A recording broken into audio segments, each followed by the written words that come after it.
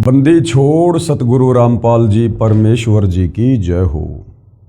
परम पिता परमेश्वर सारी सृष्टि के रचनहार कुल मालिक असंख्य ब्रह्मांडों के स्वामी जगत गुरु तीनों लोकों में प्रवेश करके सबका धारण पोषण करने वाले राजाधिराज आत्माधार नाथों के नाथ देवों के देव महादेव सर्वेश्वर महेश्वर मृत्युंजय अजरो अमर आदि अनादि सनातनी प्रभु जगत पिता जगदीश्वर श्री श्री 1008 की उपाधि के वास्तविक अधिकारी अकाल मूरत शब्द स्वरूपी राम वासुदेव सर्वगतम ब्रह्म परम पूज्य प्रथम पूज्य परम संत परम पुरुष परम धनी परम दयालु सत्य कबीर हक्का कबीर अल्लाहु कबीर अल्लाहु अकबर बाखबर अल्लाह ताला जगत के तारणहार जगत के मुक्तिदाता जगत के जगन्नाथ हारे के सहारे हिंदुओं के राम मुसलमानों के अल्लाह सिखों के वाहिगुरु ईसाइयों के मसीह दया के सागर दया निधि करुणा के सागर करुणा निधि स्वयंभू परिभू संकट मोचन कष्ट हरण मंगल करण दुख भंजन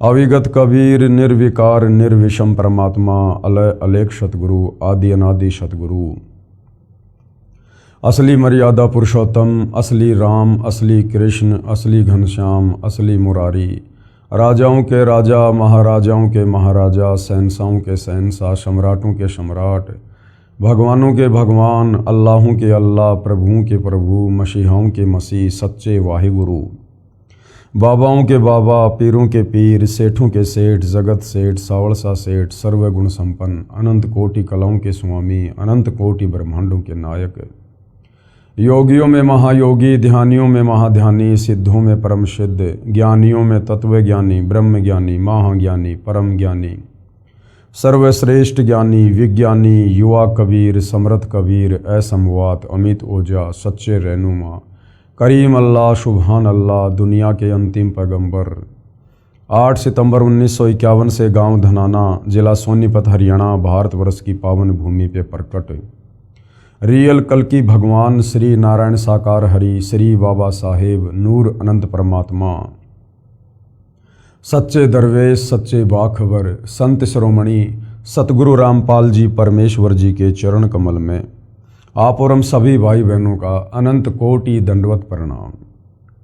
सत्साई भाई और बहनों, बहुत बड़ी दया बहुत बड़ी मेहर पूज्य गुरुदेव भगवान की परमेश्वर रामपाल जी की जिनके शुभ आशीर्वाद से विशेष आशीर्वाद से वीवीआईपी आशीर्वाद से पवित्र पुस्तक कबीर बड़ा या कृष्ण जो परम पूज्य सतगुरु रामपाल जी के सत्संगों के संग्रह के ऊपर बनी है, जो हिंदू धर्म के चारों वेद पवित्र गीता जी और 18 पुराणों के ज्ञान का निष्कर्ष निकाल कर बनाई गई है।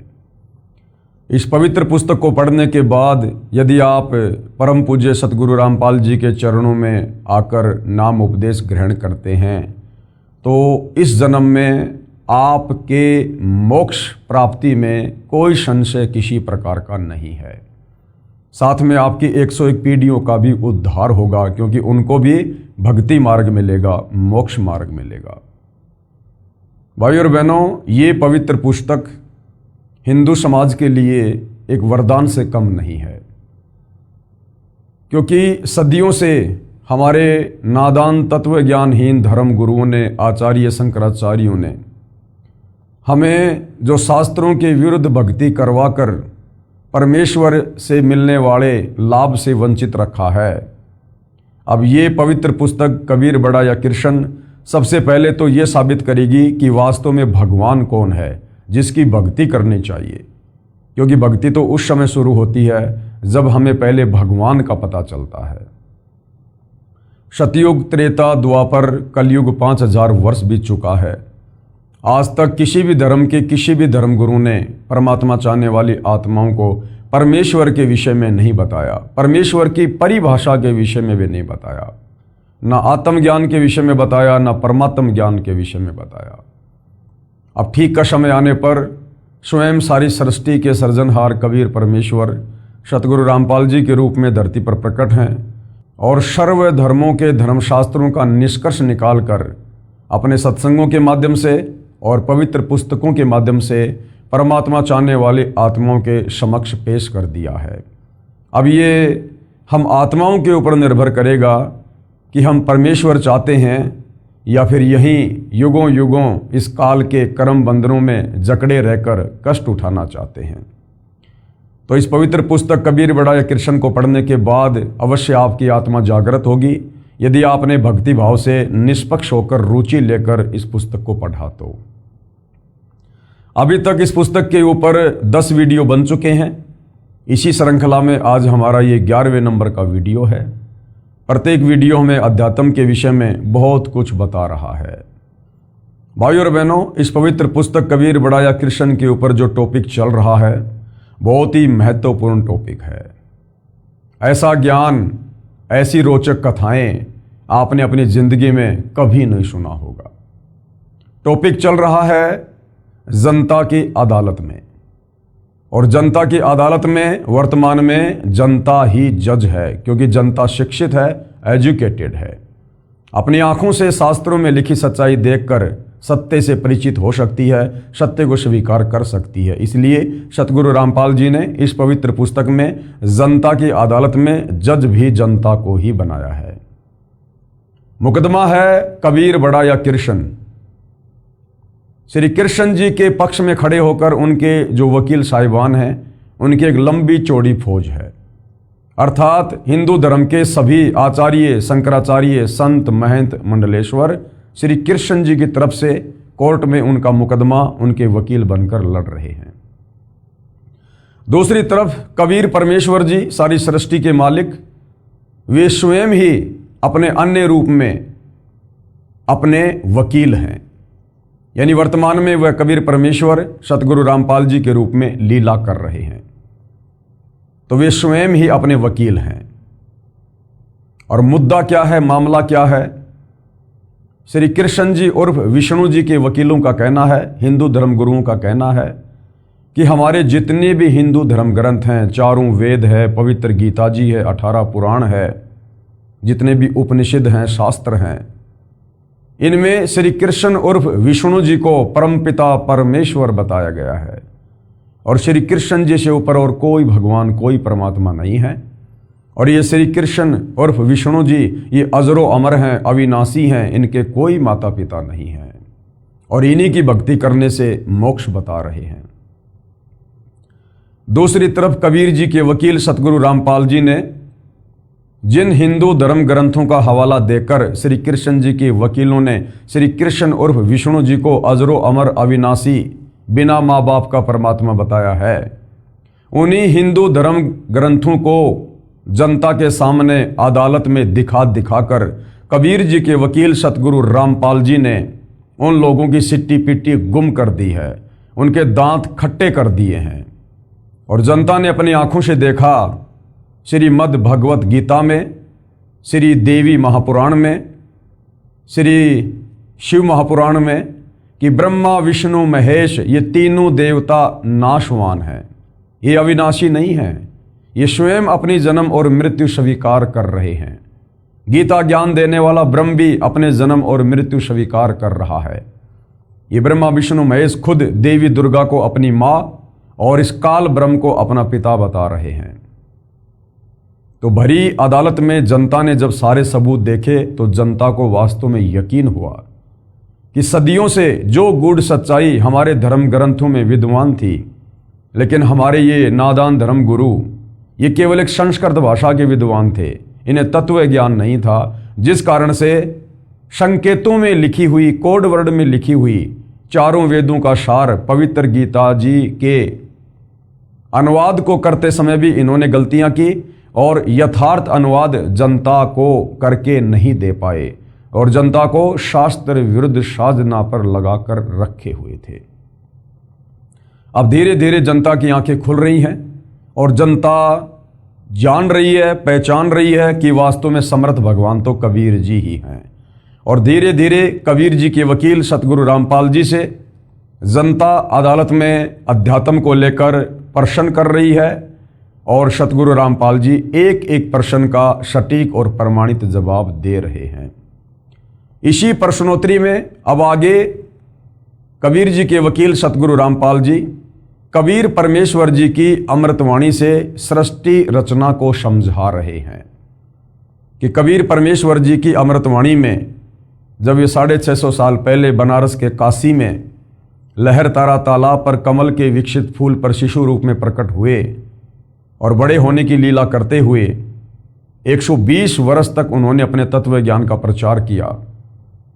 और जो ज्ञान उन्होंने बताया, जो सिंपल भाषा में था, कबीर वाणियों में था, लोकोक्तियों में था, मुहावरों में था, दोहों में था, शब्दों में था, जिस ज्ञान को 650 साल पहले कबीर जी को अनपढ़ कहकर, एक जुलाहा कहकर हमारे इन संस्कृत के तथाकथित विद्वानों ने उनको रिजेक्ट कर दिया, आज उन्हीं कबीर परमेश्वर जी की वो वाणियाँ, वो तत्व ज्ञान इन तमाम हिंदू धर्म ग्रंथों में लिखा हुआ देखकर जनता दांतों तले उंगली दबा रही है कि कबीर जी तो वास्तव में परमात्मा थे, परमेश्वर थे। और परमेश्वर सर्वज्ञ होते हैं, सर्व भाषाओं के ज्ञाता होते हैं, उन्हें पढ़ने लिखने की आवश्यकता नहीं पड़ती है। तो हमारे नादान धर्म गुरु धरती पर आए, परमेश्वर को भी नहीं जान पाए, नहीं पहचान पाए। वे स्वयं भी मोक्ष से वंचित रहे, हमारे पूर्वजों से भी भक्ति विरुद्ध साधना करवा कर उन्हें प्रेत योनियों में भेज दिया, नीच योनियों में भेज दिया। और अब उनके श्राद्ध निकलवा कर, गीता जी के अनुसार श्राद्ध निकालना भूत पूजा, हमसे भी भूत पूजा करवा रहे हैं, श्राद्ध निकलवा रहे हैं, पाखंड पूजा करवा रहे हैं, उन्हीं प्रेत योनियों में उन पूर्वजों के पास भेजने के लिए। तो जनता सतगुरु रामपाल जी का धन्यवाद कर रही है और साथ में अध्यात्म में रुचि ले रही है। और आज जनता की अदालत में सतगुरु रामपाल जी जनता के सामने कबीर परमेश्वर जी की अमृतवाणी में सृष्टि रचना को प्रमाणित कर रहे हैं, जो बहुत ही ध्यान से सुनने की आवश्यकता है। पवित्र पुस्तक कबीर बढ़ाया कृष्ण, पूज्य कबीर परमेश्वर अर्थात कबीर देव, ये जो शब्द है कबीर देव, ये वेदों में लिखा हुआ है। यानी वेदों में कबीर परमेश्वर जी को कबीर अग्नि और कबीर देव और कवि के नाम से संबोधित किया गया है। साधारण भाषा में हम उनको कबीर साहिब या कबीर परमेश्वर जी बोलते हैं। तो कबीर परमेश्वर जी की अमृतवाणी में सृष्टि रचना, यानी 650 साल पहले उन्होंने जो अमृतवाणी बोली, जो आदरणीय धर्मदास जी के द्वारा कबीर सागर के रूप में लिपिबद्ध कर ली गई, जिसको पांचवा वेद सूक्ष्म वेद कहते हैं, उसमें सृष्टि रचना को लेकर क्या कुछ कहा गया है, जिसका समर्थन आज हमारे चारों वेद, गीता जी और पुराण भी कर रहे हैं। तो देखिएगा ध्यान से। विशेष निम्न अमृतवाणी सन 1403 से जब पूज्य कबीर देव यानी कबीर परमेश्वर लीला में शरीर में 5 वर्ष के हुए, सन 1518 जब कबीर देव कबीर परमेश्वर मगर स्थान से सह शरीर सतलोक गए, उसके बीच में लगभग 600 वर्ष पूर्व परम पूज्य कबीर परमेश्वर कबीर देव जी द्वारा अपने निजी सेवक दास भगत आदरणीय धर्मदास साहिब को सुनाई थी तथा धनी धर्मदास साहिब जी ने लिपिबद्ध कर ली थी। जो अमृतवाणी कबीर परमेश्वर जी की आपको सुनाई जाएगी, ये उस समय की है जब कबीर परमेश्वर सन 1398 में बनारस के काशी में प्रकट हुए और जब लीला में तरीके से 5 वर्ष के हुए, उसके बाद उन्होंने अपने ज्ञान का, तत्व ज्ञान का प्रचार प्रसार करना शुरू किया। और कबीर परमेश्वर जी जब 5 वर्ष की लीला में आयु में थे तो उनके जो प्रथम शिष्य थे वो 104 वर्ष के हिंदू धर्म के सुप्रसिद्ध विद्वान पंडित रामानंद जी हुए। 104 वर्ष के चारों वेदों के विद्वान, गीता जी के विद्वान, 18 पुराणों के विद्वान, जिनका डंका बोलता था, उस 104 वर्ष के वृद्ध पंडित रामानंद जी ने 5 वर्ष की लीला में उम्र में जो कबीर परमेश्वर जी थे, उनके तत्व ज्ञान के आगे घुटने टेक दिए और उन्हें अपना गुरु धारण किया। लेकिन दुनिया की नज़रों में कबीर जी ने रामानंद जी को ही अपना मुंह बोला गुरु बना के रखा, गुरु शिष्य परंपरा को बनाए रखने के लिए। अन्यथा कबीर परमेश्वर जी ने गुरु धारण करने की आवश्यकता नहीं होती है, वे तो जगत गुरु हैं, सारी सृष्टि को ज्ञान देने के लिए आते हैं। लेकिन इस काल लोक में गुरु शिष्य परंपरा को बनाए रखने के लिए उन्होंने ये लीला की थी। तो जब कबीर परमेश्वर जी 5 वर्ष के थे लीलामय उम्र में, तो 5 वर्ष से उन्होंने तत्व ज्ञान देना शुरू किया और सन 1518 मगर से वे सशरीर सतलोक गए। उस समय तक की उनकी जो अमृतवाणियां हैं उससे आपको सृष्टि रचना बताई जा रही है तथा धनी धर्मदास साहिब जी ने लिपिबद्ध कर ली। परंतु उस समय के पवित्र हिंदुओं तथा पवित्र मुसलमानों के नादान गुरुओं नीम हकीमों ने कहा कि ये धानक जुलाहा कबीर झूठा है। किसी भी सदग्रंथ में श्री ब्रह्मा जी, श्री विष्णु जी तथा श्री शिव जी के माता पिता का नाम नहीं है। ये तीनों प्रभु यानी ब्रह्मा विष्णु महेश ये अविनाशी हैं, इनका जन्म मृत्यु नहीं होता। न ही पवित्र वेदों व पवित्र कुरान शरीफ आदि में कबीर परमेश्वर का कोई प्रमाण है तथा परमात्मा को निराकार लिखा है। ये हमारे हिंदू धर्मगुरु बताया करते थे। हम प्रतिदिन शास्त्रों को पढ़ते थे, संस्कृत के विद्वान थे, लेकिन तत्व ज्ञान नहीं था। तो तत्व ज्ञान के अभाव में वो समझ नहीं पाए कि इन वाणियों में लिखा क्या है, अध्यायों में श्लोकों में लिखा क्या है। जिस प्रकार भाइयों और बहनों 5वीं कक्षा में पढ़ने वाला बच्चा अच्छे से हिंदी पढ़ना जान जाता है, अब उस 5वीं कक्षा के बच्चे को जो केवल हिंदी ही पढ़ना जानता है, वो शब्दों के उन अर्थों को नहीं जानता।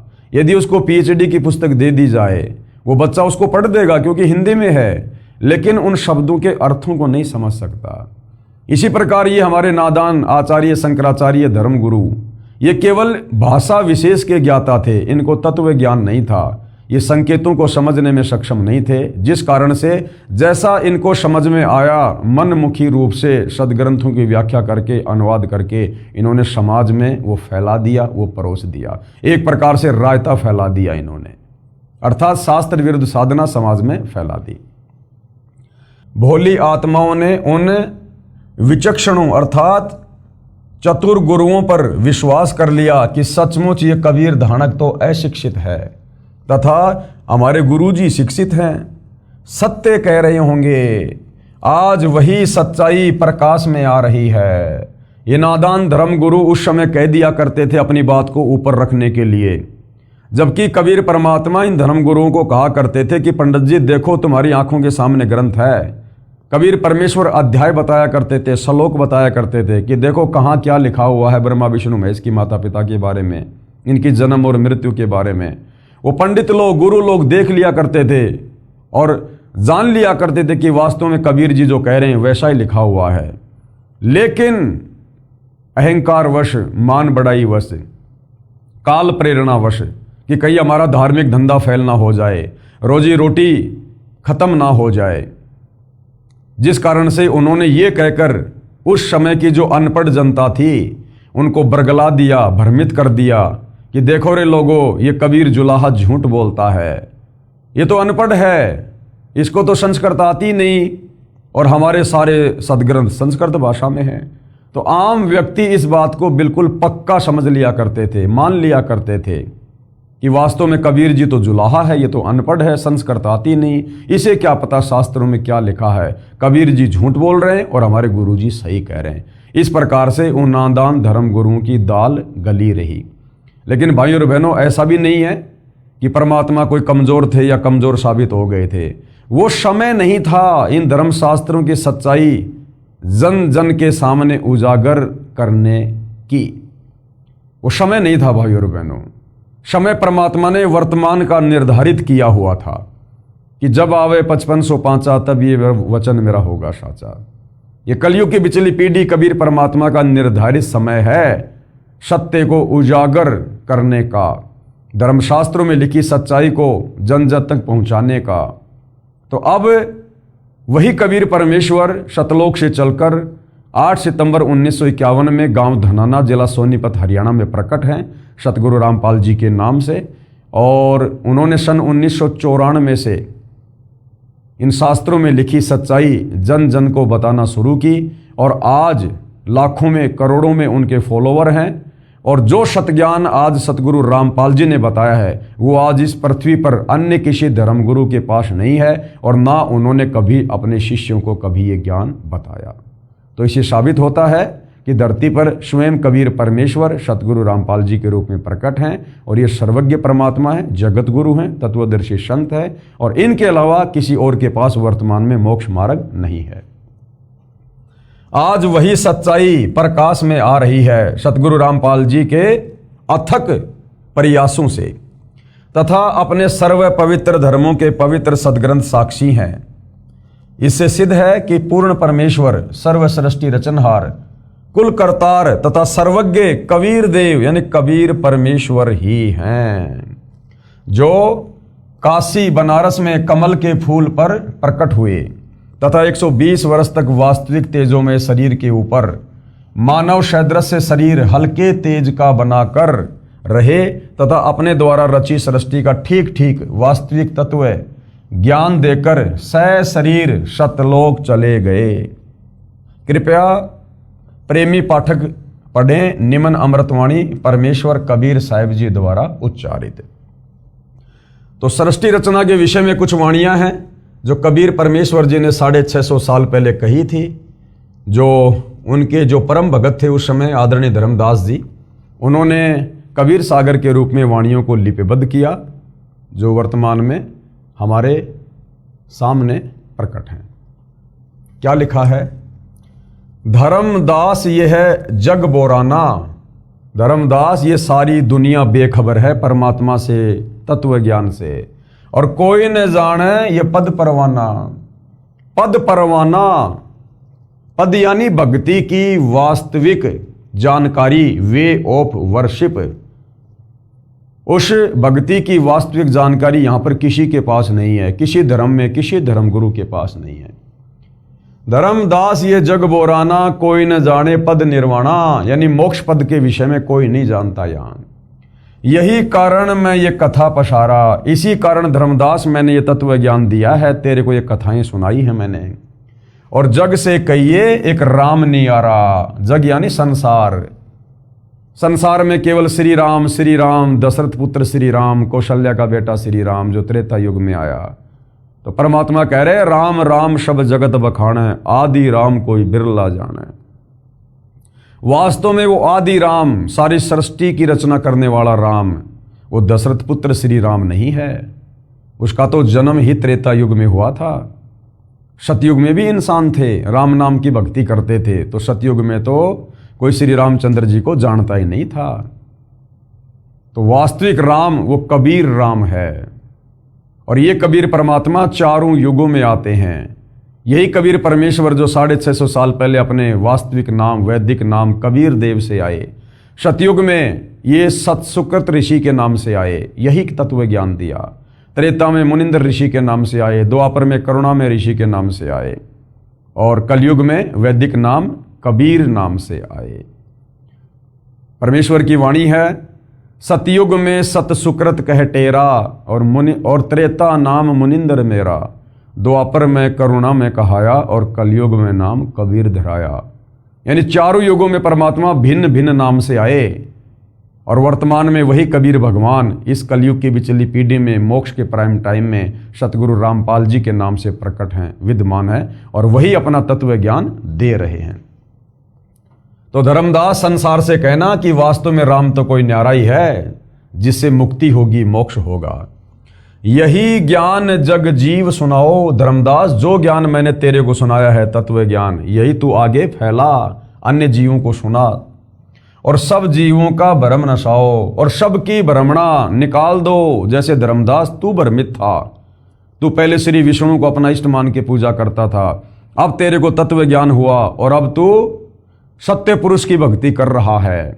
इसी प्रकार से धर्मदास सभी जीवों को जो भ्रम है कि ब्रह्मा विष्णु महेश ही परमात्मा है, अजरो अमर है, इन्हीं की भक्ति से मोक्ष होगा, ये तत्व ज्ञान सुना सुना के सत्य पुरुष की जानकारी देकर, सतलोक की जानकारी देकर सबका भ्रम निवारण कर दे।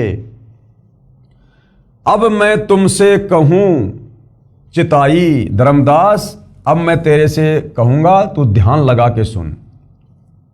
त्रिदेवन की उत्पत्ति भाई, ये त्रिदेवन यानी ब्रह्मा विष्णु महेश तीनों देवताओं की उत्पत्ति, इनका जन्म कैसे हुआ, इनकी माँ कौन है, इनका बाप कौन है, ये कितने भगवान है। अब मैं तुझे इन तीनों देवताओं ब्रह्मा विष्णु महेश की उत्पत्ति के विषय में बताता हूँ, जिनको अजरो अमर और अविनाशी ये हमारे नादान धर्म गुरु कहकर शास्त्र विरुद्ध साधना लोगों से करवा रहे हैं।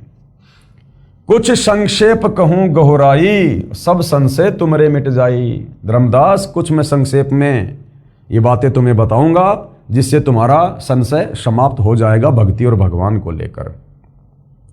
भरम गए जग वेद पुराना, आदि राम का भेद न जाना। भरम गए जग वेद पुराना और आदि राम का भेद न जाना। ये वेदों को पढ़ पढ़ के दुनिया भ्रमित हो रही है, लेकिन उस आदि राम का, सबसे पहले वाले राम का, पूर्ण ब्रह्म परमेश्वर का, सारी सृष्टि के मालिक का किसी को भी ज्ञान नहीं है। उसका भेद कोई भी नहीं जान पाया, वेद पढ़ने वाले भी नहीं जान पाए।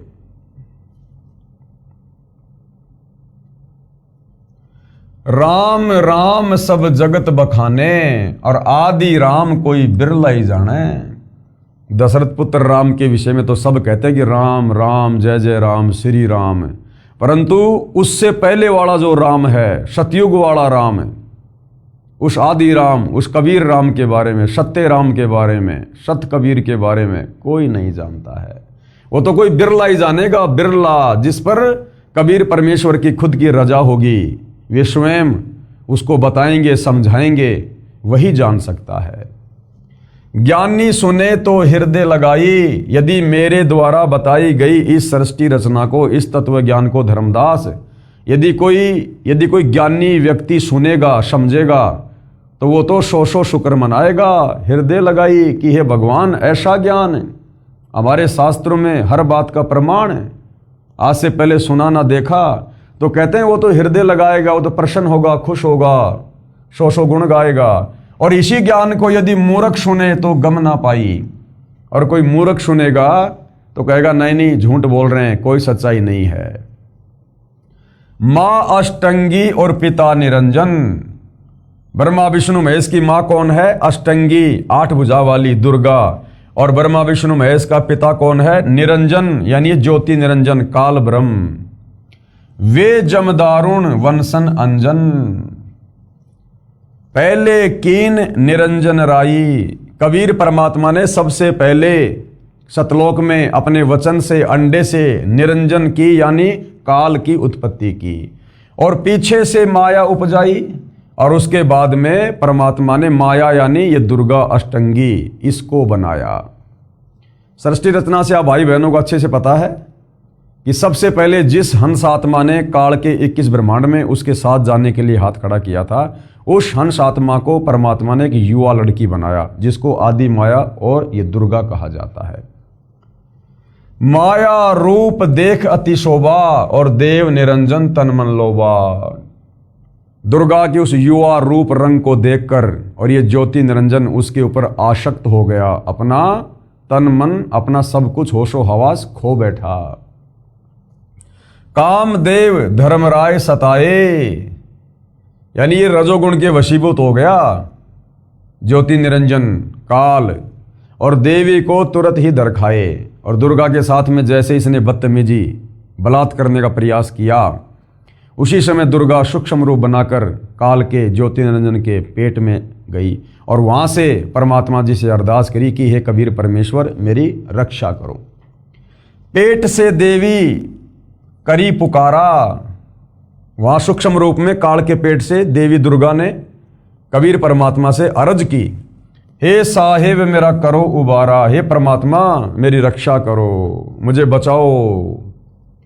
टेर सुनी तब हम तहां आए, जब दुर्गा की आवाज सुनी, वो पुकार सुनी, तब कबीर परमात्मा कहते हैं हम वहां पर आए और अष्टंगी के बंद छुड़वाए। अष्टंगी यानी दुर्गा 8 भुजा वाली, काल के पेट से उसको परमात्मा जी ने बाहर निकाला। सतलोक में कीन्या दुराचारी, दुराचारी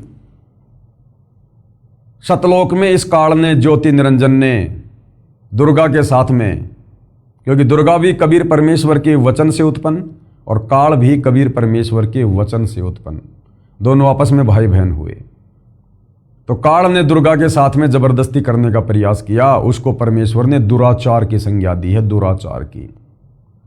तो इस ज्योति निरंजन ने दुर्गा के साथ में जबरदस्ती की, जिस कारण काल निरंजन दीन्या निकारी, कबीर परमात्मा ने इस ज्योति निरंजन काल को श्राप दे दिया कि आज के बाद तेरा नाम काल होगा और तू रोजाना 1,00,000 मानव शरीरधारी आत्माओं के सूक्ष्म शरीर से निकली वासना खाएगा और निकल जा यहाँ से सतलोक से। और 16 संकोश की दूरी पर सतलोक से 21 ब्रह्मांड सहित उसको भेज दिया, निकाल दिया।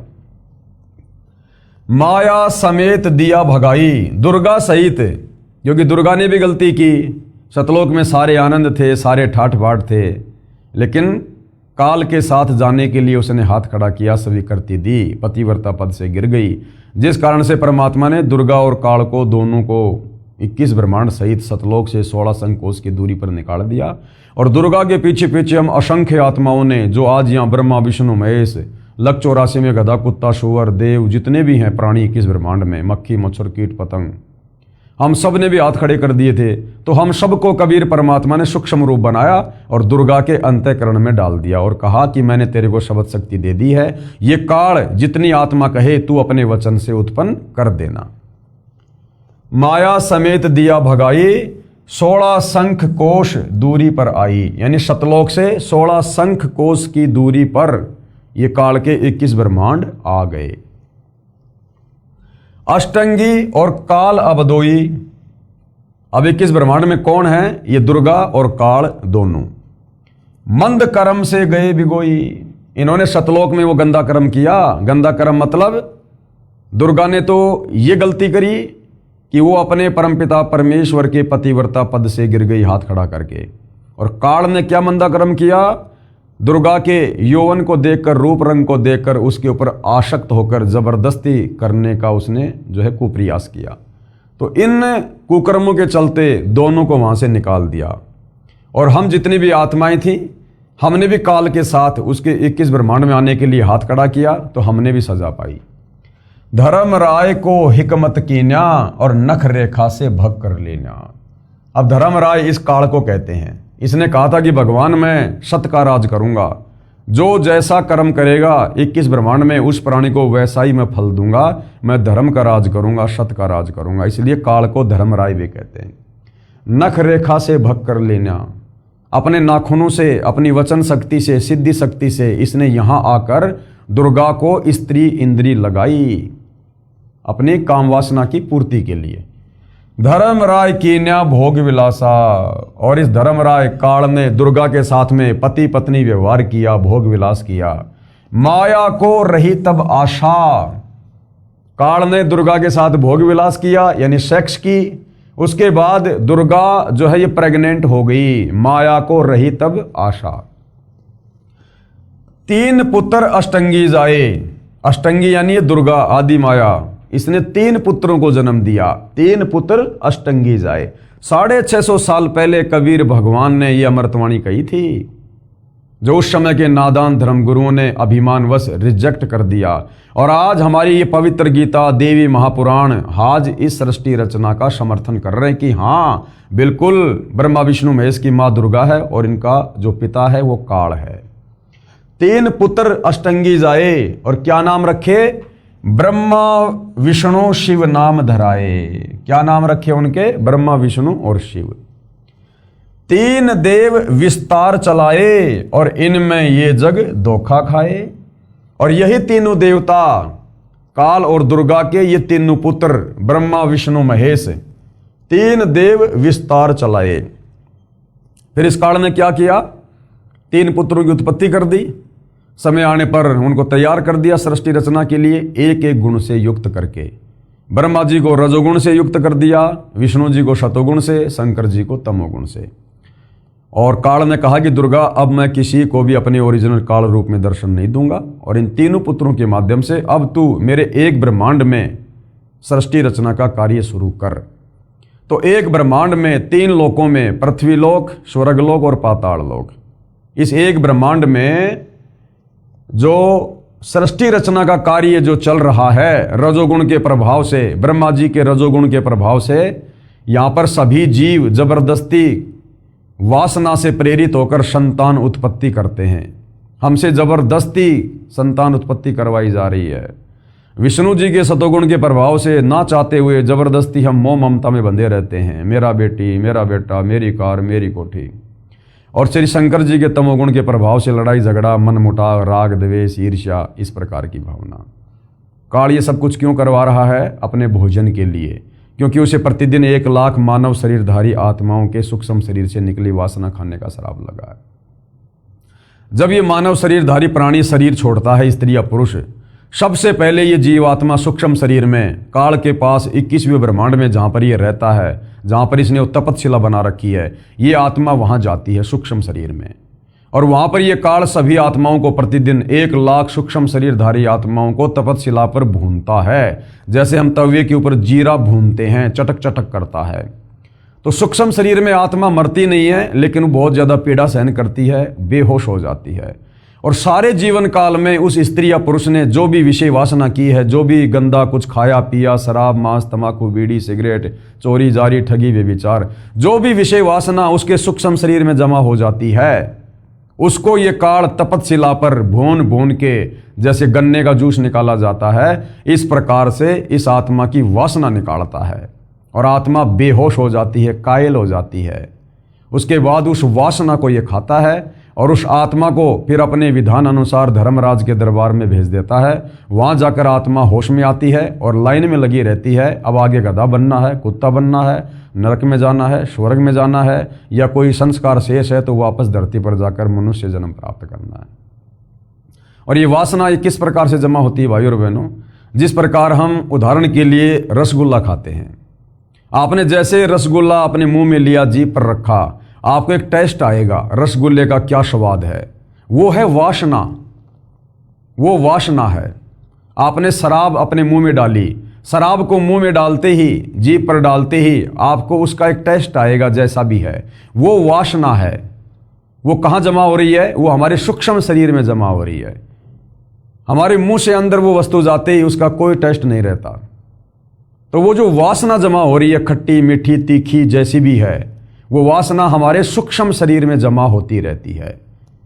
और जिसमें जितनी ज़्यादा वासना होती है, तपतशिला पर उसको उतने ज़्यादा टाइम तक भूना जाता है, उतना ज़्यादा वो दुखी होता है, परेशान होता है। तो वो वासना ये काल खाता है, इस वासना को खाने का श्राप लगा हुआ है। तो क्या कहते हैं? 3 देव विस्तार चलावे। एक ब्रह्मांड में काल की सृष्टि, तीनों देवता ब्रह्मा विष्णु महेश चला रहे हैं। इनमें ये जग धोखा खावे और ये ब्रह्मा विष्णु महेश को ही पूर्ण ब्रह्म परमात्मा मान के, भगवान मान के, क्योंकि काल तो सबके सामने आता नहीं, उसने सौगंध खा रखी है कि मैं तो मेरे काल रूप में किसी को दर्शन दूंगा नहीं। अगर मेरे तीनों बेटों ब्रह्मा विष्णु महेश को सच्चाई का पता चल गया तो मेरे लिए फिर ये संतान उत्पत्ति करना, ये काम ये बंद कर देंगे, फिर मैं खाऊंगा क्या? तो दुर्गा को इसने सख्त हिदायत दे रखी है कि दुर्गा मेरे बारे में, औरों को तो छोड़ो, मेरे तीनों बेटे ब्रह्मा विष्णु महेश को भी हकीकत का मत बता देना कि बेटा तेरा बाप पहले सतलोक में रहता था, ऐसे ऐसे तेरे बाप ने तप किया, गलती की, फिर तेरे बाप को कबीर भगवान ने शराप दिया, उस शराप के चलते फिर ये तुम्हारे से ये गंदा कर्म करवा रहा है। तो दुर्गा को भी इसने डरा रखा, धमका रखा कि अगर मेरा भेद मेरे पुत्रों को भी दे दिया तो मेरे से बुरा कोई नहीं होगा। तो ब्रह्मा विष्णु महेश को अपनी माँ का तो पता है कि दुर्गा है, लेकिन बाप का नहीं पता। अरे जिसको अपने बाप का नहीं पता, हम उनको भगवान मान के पूज रहे हैं। तो काल के एक ब्रह्मांड में 3 लोक की सृष्टि ब्रह्मा विष्णु महेश चला रहे हैं और सभी जीव इन्हीं को भगवान मानकर कर्म बंधनों में उलझे हुए हैं। पुरुष गम कैसे कोई पावे? अब बताओ 21 ब्रह्मांड में उस पुरुष यानी असली भगवान कबीर के बारे में कोई कैसे जान पाएगा? ब्रह्मा विष्णु महेश को तो पता नहीं है, दुर्गा काल के डर से बताती नहीं है और काल किसी को बताएगा नहीं। अगर पता चल गया तो सारे जीव सतलोक चले जाएंगे, फिर इसके भोजन का क्या होगा? तो परमात्मा कहते हैं अब बताओ 21 ब्रह्मांड में किसी को उस भगवान के बारे में, सारी सृष्टि के मालिक के बारे में, सतलोक के राजा कबीर के बारे में कैसे पता चले? इसलिए वो कबीर परमात्मा खुद ही चलकर धरती पर संत रूप में, तत्वदर्शी संत रूप में आता है, अपने आप को छुपाता है कि मैं तो भगवान का भेजा हुआ हूं, मैं तो उसका दास हूं, उसका नौकर हूं, ताकि हम उसके ज्ञान को समझें। अगर वो इंसान रूप में आके कह दे मैं भगवान हूं तो कोई भी उसके ज्ञान को स्वीकार नहीं करेगा कि ये तो बड़ा अहंकारी आदमी है, बड़ा पाखंडी आदमी है, हमारे सामने जन्म लिया और अपने आप को भगवान कह रहा है। इसलिए कबीर भगवान ने अपने आप को छुपाना पड़ता है, अपने आप को तत्वदर्शी संत कहते हैं, जगत गुरु कहते हैं, साधु कहते हैं, भगवान का भेजा हुआ दास कहते हैं। पुरुष गम कोई कैसे पावे, ये काल निरंजन जग भरमावे। इस काल ने अपने पुत्र ब्रह्मा विष्णु महेश और दुर्गा के माध्यम से पूरे संसार को भ्रमित कर रखा है, असली भगवान को लेकर, भक्ति को लेकर। 3 लोक, पृथ्वी लोक, पाताल लोक और स्वर्ग लोक, 3 लोक अपने सुत दीन्या, अपने सुत यानी अपने बेटों को दे दिए 3 लोक एक ब्रह्मांड में, पृथ्वी पाताल स्वर्ग। यहां का स्वामी बना दिया इनको, एक एक गुण का, रजोगुण का ब्रह्मा जी को, शतोगुण का विष्णु जी को, तमोगुण का शंकर जी को, और सारे जीव इन्हीं को भगवान मानकर पूज रहे हैं। और शून्य निरंजन बाशालीन्या, और ये निरंजन ज्योति निरंजन काल, इसने शून्य में, शून्य यानी 21 ब्रह्मांड में सबसे ऊपर की जो जगह है जहां पर यह तपस्या बनाकर रहता है, वहां फिर ये निवास करने लगा। अलख निरंजन सुन ठिकाना, इस अलख निरंजन, अब इसको ये अलख निरंजन क्यों कहने लग गए? क्योंकि चारों वेदों में और पवित्र गीता जी में केवल इस ब्रह्म तक की साधना का ही मंत्र है, यानी काल का ओम मंत्र ही है चारों वेदों में। जानकारी तो उस पूर्ण परमात्मा की है, लेकिन जो प्राप्ति का मंत्र है वो केवल ओम मंत्र है। यजुर्वेद अध्याय 40 मंत्र 10 और 15 और गीता अध्याय 8 श्लोक नंबर 13। ओम इति एक अक्षर ब्रह्म व्यवहारण माम अनुस्मरण, ये परियाति तजन देहम सयाति परमाम गतम। तो हमारे ऋषि मुनियों ने, महात्माओं ने क्या किया? वेदों को पढ़ा। सबसे पहले तो श्री ब्रह्मा जी ने वेदों को पढ़ा, विष्णु जी ने पढ़ा, शंकर जी ने पढ़ा, ओम मंत्र मिला। तो इन्होंने सोचा कि बस यही परमात्मा है, यही भगवान है जिसका तेजोमय शरीर है। इन्होंने क्या किया? ओम नाम की साधना की और तप किया। अब ओम नाम इस काल का, काल ने सौगंध खा रखी है, मैं किसी को दर्शन दूंगा नहीं, चाहे जप करो चाहे तप करो। तो बेचारे थक गए, तप कर करके थक गए, समाधि लगा लगा के तीनों। इनको दर्शन नहीं हुए ओम नाम वाले भगवान के, काल के, ब्रह्म के। इनको और ही कुछ दिखाई देने लग गया, ज्योति व्याति कोई प्रकाश दिखाई देने लग गया। काल ने भ्रमित कर दिया। तो इन्होंने फिर समाधि से बाहर आके लोगों को क्या बताया कि भगवान का तो प्रकाश रूप है, बाकी भगवान निराकार है। अरे निराकार का प्रकाश कैसे दिखाई देगा? फिर प्रकाश कैसे दिखाई देगा? प्रकाश उसी का तो होगा जो कोई वस्तु होगी, कोई साकार होगा। अब कोई कहे कि सूर्य निराकार है लेकिन सूर्य का प्रकाश है, तो बिना सूरज के, अगर सूरज साकार है तो ही तो उसका प्रकाश होगा। हमारे घरों में जो बल्ब जलते हैं, ट्यूब जलती है, अगर ट्यूब है तो ही उसकी लाइट होगी, बिना ट्यूब के लाइट भी नहीं हो सकती। लेकिन इतनी बुद्धि, इतना दिमाग तत्व ज्ञान के बिना भाई और बहनों हो नहीं सकता। तो ब्रह्मा विष्णु महेश ने सोचा कि भाई भगवान तो निराकार है, उसका तो ज्योति रूप है, बस जगमग जगमग ज्योति वही भगवान है, ज्योत स्वरूपी राम। अब ब्रह्मा जी ने, विष्णु जी ने, शंकर जी ने जब भगवान के दर्शन नहीं किए, काल ने दर्शन नहीं दिए और भगवान को कह दिया अलख निरंजन, यानी वो परमात्मा दिखाई नहीं देता। उसके बाद फिर ये वेदों का ज्ञान ब्रह्मा जी ने अपने वंशजों को, मनु जैसों को दिया। अब जब ब्रह्मा जी को ज्ञान नहीं, भगवान के दर्शन नहीं, तो मनु को कहाँ से होते? उन्होंने भी वेदों को पढ़ा, समाधि लगाई, जैसा भी किया, वो ही अपनी घिसी पीटी व्याख्या उन्होंने आगे समाज में फैला दी कि परमात्मा तो निराकार है, ब्रह्म तो निराकार है, उसको देखा नहीं जा सकता, उसका तो ज्योति रूप है। वो ही आज तक चल रहा था दुनिया में। अब सतगुरु रामपाल जी ने आकर बताया कि ये तुम्हारा ब्रह्म, ये अलख निरंजन, ये साकार है, मनुष्य दृश्य है, इसका काल रूप है, लेकिन इसकी मजबूरी है, ये किसी को दर्शन नहीं देता, इसने सौगंध खा रखी है।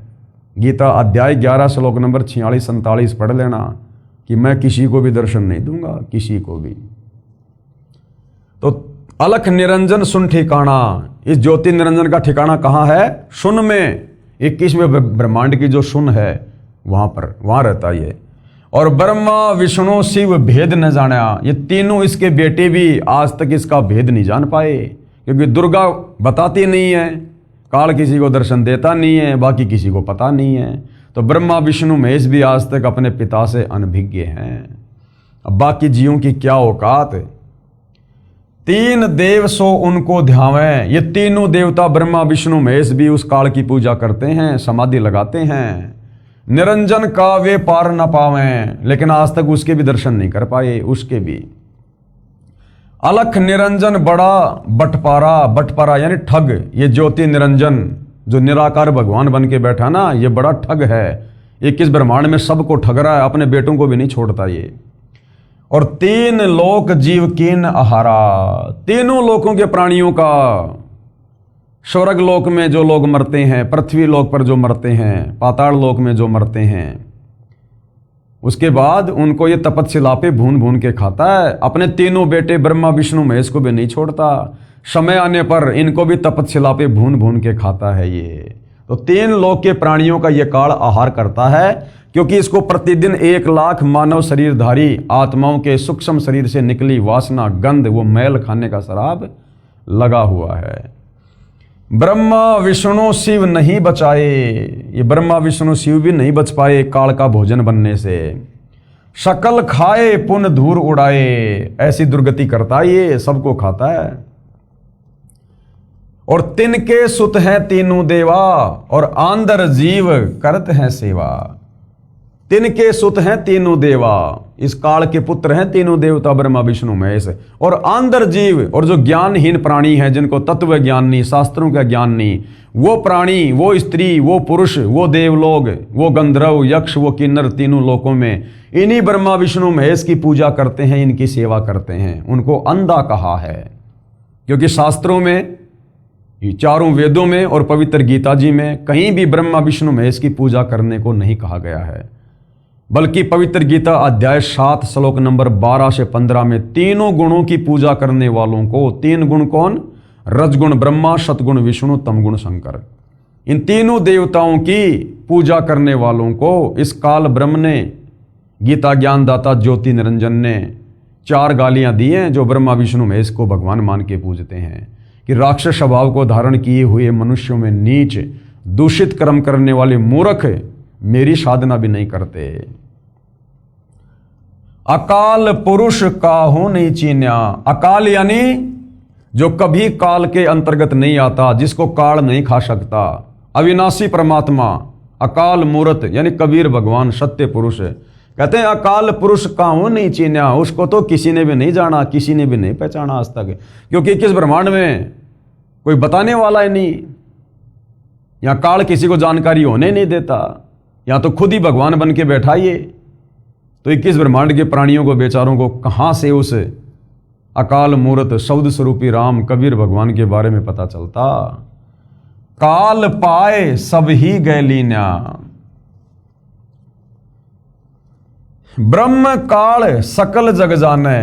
इस काल को ही ब्रह्म यानी भगवान के नाम से पूरी 21 ब्रह्मांड के आत्माएं जानती हैं कि बस ये ब्रह्म ही भगवान है, ब्रह्म ही भगवान है, वो निराकारी भगवान है। तो इस काल ब्रह्म को, वैसे ब्रह्म शब्द ये कबीर भगवान के लिए है, ब्रह्म यानी परमात्मा, लेकिन इस काल ने यहां पर अपने आप को भी ब्रह्म घोषित कर दिया, ब्रह्म, जीवों को धोखा देने के लिए।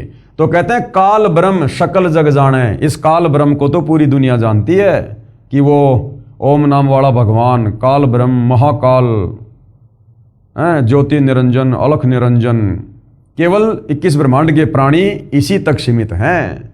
आदि ब्रह्म को ना पहचाना, उस आदि ब्रह्म, सबसे पहले वाले ब्रह्म, सबसे पहले वाले भगवान कबीर देव को, जो सतलोक में रहते हैं, सारी सृष्टि के मालिक है, उसको कोई नहीं जानता, कोई नहीं पहचानता। इसलिए भाइयों और बहनों, वो आदि ब्रह्म कबीर भगवान खुद ही इस 21 ब्रह्मांड में प्रकट होता है, हमारे जैसा इंसान रूप धारण करता है, अपने तेज पुंज के शरीर को हल्का करके प्रकट होता है, आप और हमें अपनी आत्माओं को सतज्ञान बताने के लिए, वापस सतलोक ले जाने के लिए। आदि ब्रह्म को ना पहचाने। तीनों देव और अवतारा, ये तीनों देवता ब्रह्मा विष्णु महेश और इनके अंश अवतार जो यहां पर पृथ्वी पर प्रकट होते हैं, जैसे विष्णु जी के अवतार के रूप में त्रेता में रामचंद्र जी आए, द्वापर में श्री कृष्ण जी आए, ऐसे ब्रह्मा जी के अवतार के रूप में, ऐसे ही श्री शंकर जी अपने अवतार यहां भेजता है, जैसे हनुमान जी थे, और जो रुद्र अवतार हैं 11। ताको भजे सकल संसारा, ये सारा संसार, तीनों लोकों के प्राणी इन्हीं ब्रह्मा विष्णु महेश को और इनके जो अवतारगण हैं उन्हीं को परमात्मा मानकर पूजते रहते हैं, क्योंकि ये ब्रह्मा विष्णु महेश और इनके अवतार ऊपर के लोगों से काल के द्वारा दी गई थोड़ी बहुत कोई शक्ति लेकर आते हैं, यानी अन्य आम प्राणियों से ज़्यादा ताकतवर, शक्तिशाली, सिद्धि युक्त होते हैं और कुछ ऐसे कार्य कर देते हैं जिससे ये आम प्राणियों में भगवान सिद्ध हो जाते हैं। तो आम प्राणी बेचारे फिर इन्हीं को परमात्मा मान के, भगवान मान के, महापुरुष मान के और इन्हीं की पूजा शुरू कर देते हैं। ये भी काल की सुनियोजित एक चाल है, षड्यंत्र है, जीवों को भक्ति से भटकाने के लिए। तीनों देवता और अवतारा ताको बजे सकल संसारा, तीनों गुण का ये विस्तारा, रजगुण ब्रह्मा, सतगुण विष्णु, तमगुण शंकर, तीनों गुण का ये विस्तारा। धर्मदास मैं कहूँ पुकारा, धर्मदास अब मैं तुझे बताऊंगा सारी बातें कि किस प्रकार से ब्रह्मा विष्णु महेश के माध्यम से इस काल ने सब जीवों को भ्रमित कर रखा है। गुण तीनों की भक्ति में, गुण तीन, रजगुण, सतगुण, तमगुण। रजगुण ब्रह्मा, सतगुण विष्णु, तमगुण शंकर। हे धर्मदास, कबीर परमात्मा कह रहे हैं इन तीनों गुण, इन तीनों देवताओं की भक्ति में सारा संसार भूला पड़ा है। कहे कबीर निज नाम बिन कैसे उतरे पार। कबीर परमात्मा कह रहे हैं बिना वास्तविक नाम के, जिस नाम से मोक्ष होगा, वापस सतलोक जाओगे, उस वास्तविक नाम के बिना, जिसका जिक्र गीता अध्याय 17 श्लोक 23 में है, ओम तत्सत इति निर्देशे ब्रह्मणे त्रिविध समर्थे। कहते हैं जब तक वो ओम तत्सत वाला जो ओरिजिनल नाम है, जो गीता जी में संकेत में लिखा हुआ है, उसको तत्वदर्शी संत ही खोल के बताएगा। जब तक वो नाम तत्वदर्शी संत से नहीं मिलेगा तब तक जीव आत्मा की मुक्ति नहीं हो सकती। कैसे उतरे पार, पार उतरना यानी सतलोक चले जाना। तो गुरुदेव भगवान हमें कितने बढ़िया तरीके से सरलार्थ करके परमेश्वर ने लिख कर समझाया है। देखिएगा, उपरोक्त अमृतवाणी में, जो अमृतवाणी अभी हमने कबीर परमेश्वर जी की ये पढ़ी है, उपरोक्त अमृतवाणी में परमेश्वर कबीर साहिब जी अपने निजी सेवक श्री धर्मदास साहिब जी को कह रहे हैं कि धर्मदास, ये सर्व संसार तत्व ज्ञान के अभाव से विचलित है। किसी को पूर्ण मोक्ष मार्ग तथा पूर्ण सृष्टि रचना का ज्ञान नहीं है। इसलिए मैं आपको मेरे द्वारा रची सृष्टि की कथा सुनाता हूं, क्योंकि उस परमेश्वर कबीर के द्वारा रची गई सृष्टि की कहानी वो परमात्मा स्वयं ही सुना सकता है, दूसरा कोई नहीं बता सकता। बुद्धिमान व्यक्ति तो तुरंत समझ जाएंगे, परंतु जो सर्व परमाणु को देखकर भी नहीं मानेंगे। यानी अब आगे आपको जो अमृतवाणी आपने पढ़ी है सृष्टि रचना को लेकर, जो सत्य कथा, अमर कथा, ये सारी बातें आपको हिंदुओं के धर्मशास्त्रों में लिखी हुई बताएंगे। तो कबीर परमेश्वर ने कहा कि धर्मदास, अगर आंखों सारे प्रमाण देखकर भी कोई नहीं मानेगा वो तो मूर्ख प्राणी है, वो तो काल का गुलाम है। और जो सारे प्रमाण देकर स्वीकार कर लेगा, समझ लेना वो भक्ति का अधिकारी जीव है। परंतु जो सारे प्रमाणों को देखकर भी नहीं मानेंगे वे तो नादान प्राणी, काल प्रभाव से प्रभावित है, वे भक्ति योग्य नहीं हैं। अब मैं बताता हूं तीनों भगवानों ब्रह्मा जी, विष्णु जी तथा शिव जी की उत्पत्ति कैसे हुई, यानी इनका जन्म कैसे हुआ। इनकी माता जी तो अष्टंगी यानी दुर्गा है, माँ अष्टंगी, पिता निरंजन, तथा इनका पिता ज्योति निरंजन है। इसका नाम ज्योति निरंजन क्यों पड़ा? जब परमात्मा ने सतलोक में इसको अंडे से उत्पन्न किया तो उस समय इसमें ज्योति थी, इसमें वो प्रकाश निकला, नूर था इसका भी, जिस कारण से इसको ज्योति निरंजन नाम दिया गया। तो इनका जो पिता है वो कौन है? ज्योति निरंजन, ये ब्रह्म, ये काल। पहले ब्रह्म की उत्पत्ति अंडे से हुई, फिर दुर्गा की उत्पत्ति हुई। दुर्गा के रूप पर आसक्त होकर काल ब्रह्म ने गलती यानी छेड़छाड़ की, जिसको दुराचार की संज्ञा दी गई है। तब दुर्गा को और क्या कहते हैं? प्रकृति। दुर्गा का और क्या नाम है? प्रकृति। हमारे ही पुराणों में, देवी पुराण में दुर्गा का अन्य नाम है अष्टंगी, आदि माया और प्रकृति, शिवा। गीता अध्याय 14 श्लोक नंबर 3 और 5 में ये गीता ज्ञानदाता काल ब्रह्म दुर्गा को क्या कह रहा है? प्रकृति, यानी मैं अपनी प्रकृति के गर्भ में बीज स्थापित करता हूं जिससे सबकी उत्पत्ति होती है। ने इसके पेट में शरण ली, यानी दुर्गा ने, प्रकृति ने इसके पेट में शरण ली। जब सतलोक में ये छेड़छाड़ करने की कोशिश कर रहा था तो दुर्गा ने सूक्ष्म रूप बनाकर इसके पेट में शरण ली। और परमात्मा कह रहे हैं मैं वहां गया जहां ज्योति निरंजन काल था, तब भवानी को ब्रह्म यानी ज्योति निरंजन के पेट से निकालकर 21 ब्रह्मांड समेत 16 संकोश की दूरी पर भेज दिया। ज्योति निरंजन यानी धर्मराज ने प्रकृति देवी यानी दुर्गा के साथ भोग विलास किया। इन दोनों के सहयोग से यानी पति पत्नी व्यवहार से तीनों गुणों श्री ब्रह्मा जी, श्री विष्णु जी तथा श्री शिव जी की उत्पत्ति हुई। इन्हीं तीनों गुणों रजगुण ब्रह्मा जी, सतगुण विष्णु जी, तमगुण शिव जी की ही पूजा करके सर्व प्राणी काल जाल में फंसे हैं। जब तक वास्तविक मंत्र नहीं मिलेगा, गीता अध्याय 17 श्लोक 23 वाला ओम तत्सत, तब तक पूर्ण मोक्ष कैसे होगा। ओम नाम से तो केवल हम काल के 21 ब्रह्मांड में रहेंगे, क्योंकि ओम मंत्र काल का है, काल तक की साधना है। ओम नाम की साधना करके जाएंगे इसके ब्रह्मलोक में। गीता अध्याय 8 श्लोक 16 में कहता है कि ब्रह्मलोक पर्यंत सर्वलोक पुनरावर्ती में है, यानी ब्रह्मलोक में गया हुआ भगत भी वापस जन्म मरण में आएगा। तो जो वास्तव में जो मुक्ति का मंत्र है वो है ओम तत्सत, जो संकेत में गीता में लिखा है। तत्वदर्शी संत ही उसको खोल कर बताएगा। कहने का मतलब है वर्तमान में धरती पर वह तत्वदर्शी संत सतगुरु रामपाल जी हैं, और उनकी शरण में आकर वो वास्तविक मंत्र लिए बिना आप और हमारा छुटकारा काल के 21 ब्रह्मांड से, जन्म मरण से, लक 84 की पीड़ा से, नरक के कष्ट से, तपतशिला के दुख दर्द से नहीं हो सकता। विशेष अब कबीर जी के वकील जनता की अदालत में जनता को क्या कह रहे हैं। विशेष भगत जन विचार करें कि श्री ब्रह्मा जी, श्री विष्णु जी तथा श्री शिव जी की स्थिति अविनाशी बताई गई है। यानी श्री कृष्ण जी उर्फ विष्णु जी के वकील जनता की अदालत में हमारे हिंदू धर्म गुरु वो श्री ब्रह्मा विष्णु महेश को अविनाशी कह रहे थे कि हमारे धर्मशास्त्रों में लिखा है, गीता में लिखा है कि ये तीनों देवता ब्रह्मा विष्णु महेश ये अजरो अमर है, अविनाशी हैं, इनके कोई माता पिता नहीं है। जबकि कबीर परमेश्वर जी की वाणी सिद्ध कर रही है आगे, जिसका समर्थन हमारे धर्म ग्रंथ भी करेंगे। तो क्या कह रहे हैं कबीर जी के वकील सतगुरु रामपाल जी। भगत जन विचार करें कि श्री ब्रह्मा जी, श्री विष्णु जी तथा श्री शिव जी की स्थिति अविनाशी बताई गई है। सर्व हिंदू समाज अभी तक तीनों परमात्माओं को अजर अमर व जन्म मृत्यु रहित मानते रहे कि ये तो अजर अमर है, कभी मरते नहीं है, इनका कोई जन्म मरण नहीं होता ब्रह्मा विष्णु महेश का। जबकि ये तीनों नाशवान हैं, इन तीनों का नाश होता है, ये जन्मते भी हैं और मरते भी हैं। इनके जो पिता हैं वो काल रूपी ये ब्रह्म है तथा माता दुर्गा यानी प्रकृति, जिसको अष्टंगी भी कहते हैं। जैसा आपने पहले उन प्रमाणों में पढ़ा, क्योंकि पहले इसी पुस्तक में सारे प्रमाण देवी पुराण से दिखा दिए गए हैं कि तीनों देवताओं की माता है दुर्गा और इनका पिता है काल ब्रह्म। श्री देवी पुराण 3 स्कंद पेज नंबर 123 और 24। ये ज्ञान अपने शास्त्रों में भी विद्यमान है, परंतु हिंदू समाज के ये कलयुगी गुरुओं, ऋषियों, संतों को ज्ञान नहीं।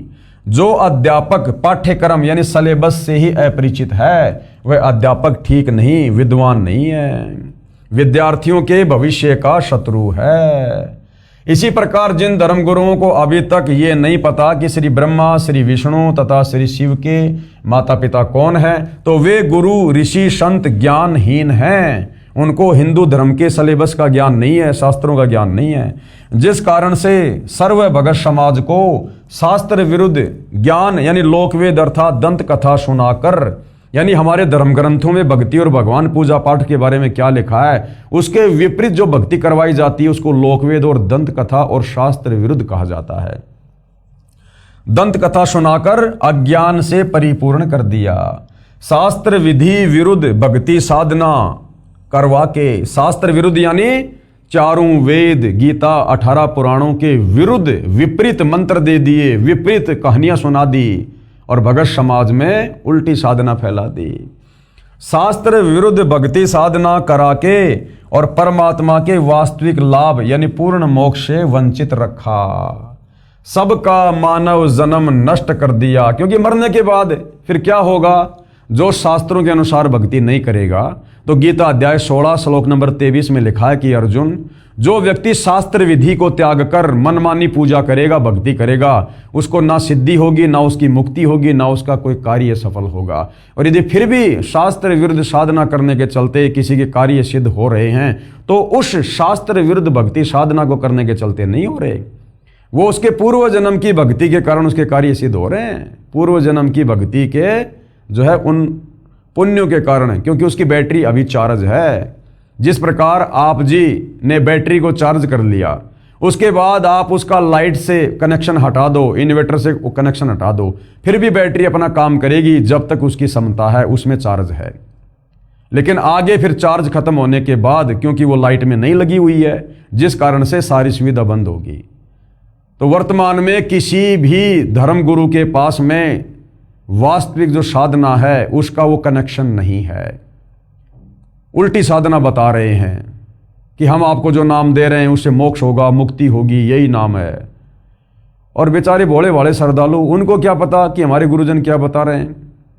वो उनकी बातों पर विश्वास कर लेते हैं कि गुरुजी बता रहे होंगे, सही बता रहे होंगे, गुरुजी तो विद्वान है, पढ़े लिखे हैं, धर्म गुरु हैं, बड़ी बड़ी दाढ़ी है। तो बेचारे लग जाते हैं गुरु को बहुत बड़ा विद्वान मानकर। और गुरु ने उनको क्या कर रखा है? गुरु ने उनको शास्त्र विरुद्ध साधना दे रखी है। अब जब तक उनकी वो पिछले जन्मों की बैटरी चलती है, तब तक तो गुरुजी के वहां जाते हैं, आते हैं, सेवा करते हैं कि हाई गुरुजी की वजह से लाभ हो रहे हैं, भाई गुरुजी के आशीर्वाद फल रहा है, गुरुजी ने जो भक्ति बता दी, जो मंत्र बता दिए, वो काम कर रहा है। और वही भक्ति, वही मंत्र करते करते अन्य लोगों की दुर्गति हो रही है। क्योंकि जिनकी दुर्गति होनी शुरू हो गई, उनकी बैटरी पिछले जन्म वाली डिस्चार्ज हो गई, गुरुजी के पास में चार्जर है नहीं। तो इस बात को बेचारा श्रद्धालु जल्दी से समझ नहीं पाता है। इस बात को समझाने के लिए स्वयं कबीर भगवान धरती पर तत्वदर्शी संत के रूप में आता है।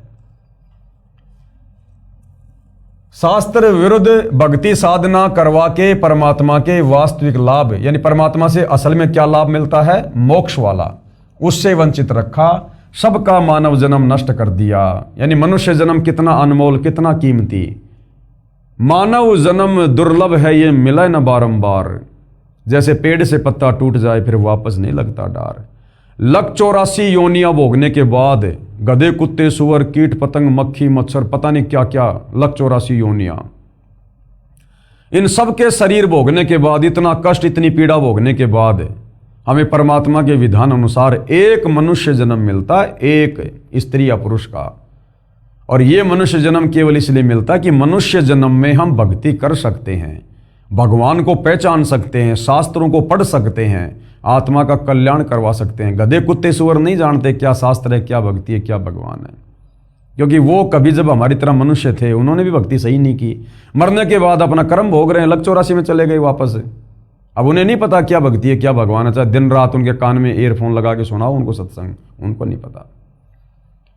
तो इसी प्रकार आप और हमें आज जो ये लक 84 योनि से भिन्न जो ये मनुष्य जन्म दिया है परमात्मा ने, अपने जैसा शरीर दिया है, उस नारायण ने जो ये नर दे दी हमें, ये केवल भगवान प्राप्ति के लिए शास्त्र अनुकूल साधना करके यहां से पीछा छुड़वाने के लिए, काल के जाल से बाहर निकलने के लिए। और यदि इस शरीर से हमने तत्वदर्शी संत को गुरु धारण करके यदि हमने शास्त्र अनुकूल साधना नहीं की और मोक्ष नहीं हुआ, तो हमारा मानव जन्म बर्बाद हो जाएगा, नष्ट हो जाएगा, व्यर्थ हो जाएगा। और फिर हम लंबे समय के लिए लक 84 योनि में नरक में चले जाएंगे। तो इतना अनमोल मनुष्य जन्म इन नादान धर्म गुरुओं ने कुछ अपने अहंकार के चलते, कुछ अपने स्वार्थ के चलते और बाकी तत्व ज्ञानहीनता के चलते सदियों से परमात्मा चाहने वाली आत्माओं के नष्ट करवा दिए। और हमारा भी नष्ट होने की दिशा में ही जा रहा था। ये तो भला हुआ जो कबीर परमेश्वर सतगुरु रामपाल जी के रूप में प्रकट होकर आप और हमें संभाल लिए। शास्त्र विरुद्ध भक्ति साधना करने के परमात्मा के वास्तविक लाभ, पूर्ण मोक्ष से वंचित रखा, सबका मानव जन्म नष्ट कर दिया। क्योंकि श्रीमद् भगवत गीता अध्याय 16 श्लोक 23-24 में यही प्रमाण है कि जो शास्त्र विधि त्याग कर, यानी शास्त्रों में जो भक्ति साधना जो करने को भगवान का आदेश है उसको ना करके और ही राधे राधे श्याम मिला दे, हरे राम हरे कृष्णा, जय जय राम सीताराम, ओम नमः भागवते वासुदेवाय नमः, दुनिया भर के आडंबर, पाखंड, जंतर मंत्र, इस प्रकार की जो मनमुखी साधना है, जिसका गीता जी में, वेदों में कहीं कोई जिक्र नहीं है, उसको कहते हैं शास्त्र विरुद्ध साधना, मनमाना आचरण। तो गीता अध्याय 16 श्लोक 23 क्या कह रहा है कि जो शास्त्र विधि त्याग कर मनमाना आचरण और पूजा करता है उसे कोई लाभ नहीं होता है। पूर्ण परमात्मा कबीर जी ने 5 वर्ष की लीला में आयु में सन 1403 से ही सर्व शास्त्रों युक्त ज्ञान अपनी अमृतवाणी कबीर वाणी में बताना प्रारंभ किया, 650 साल पहले।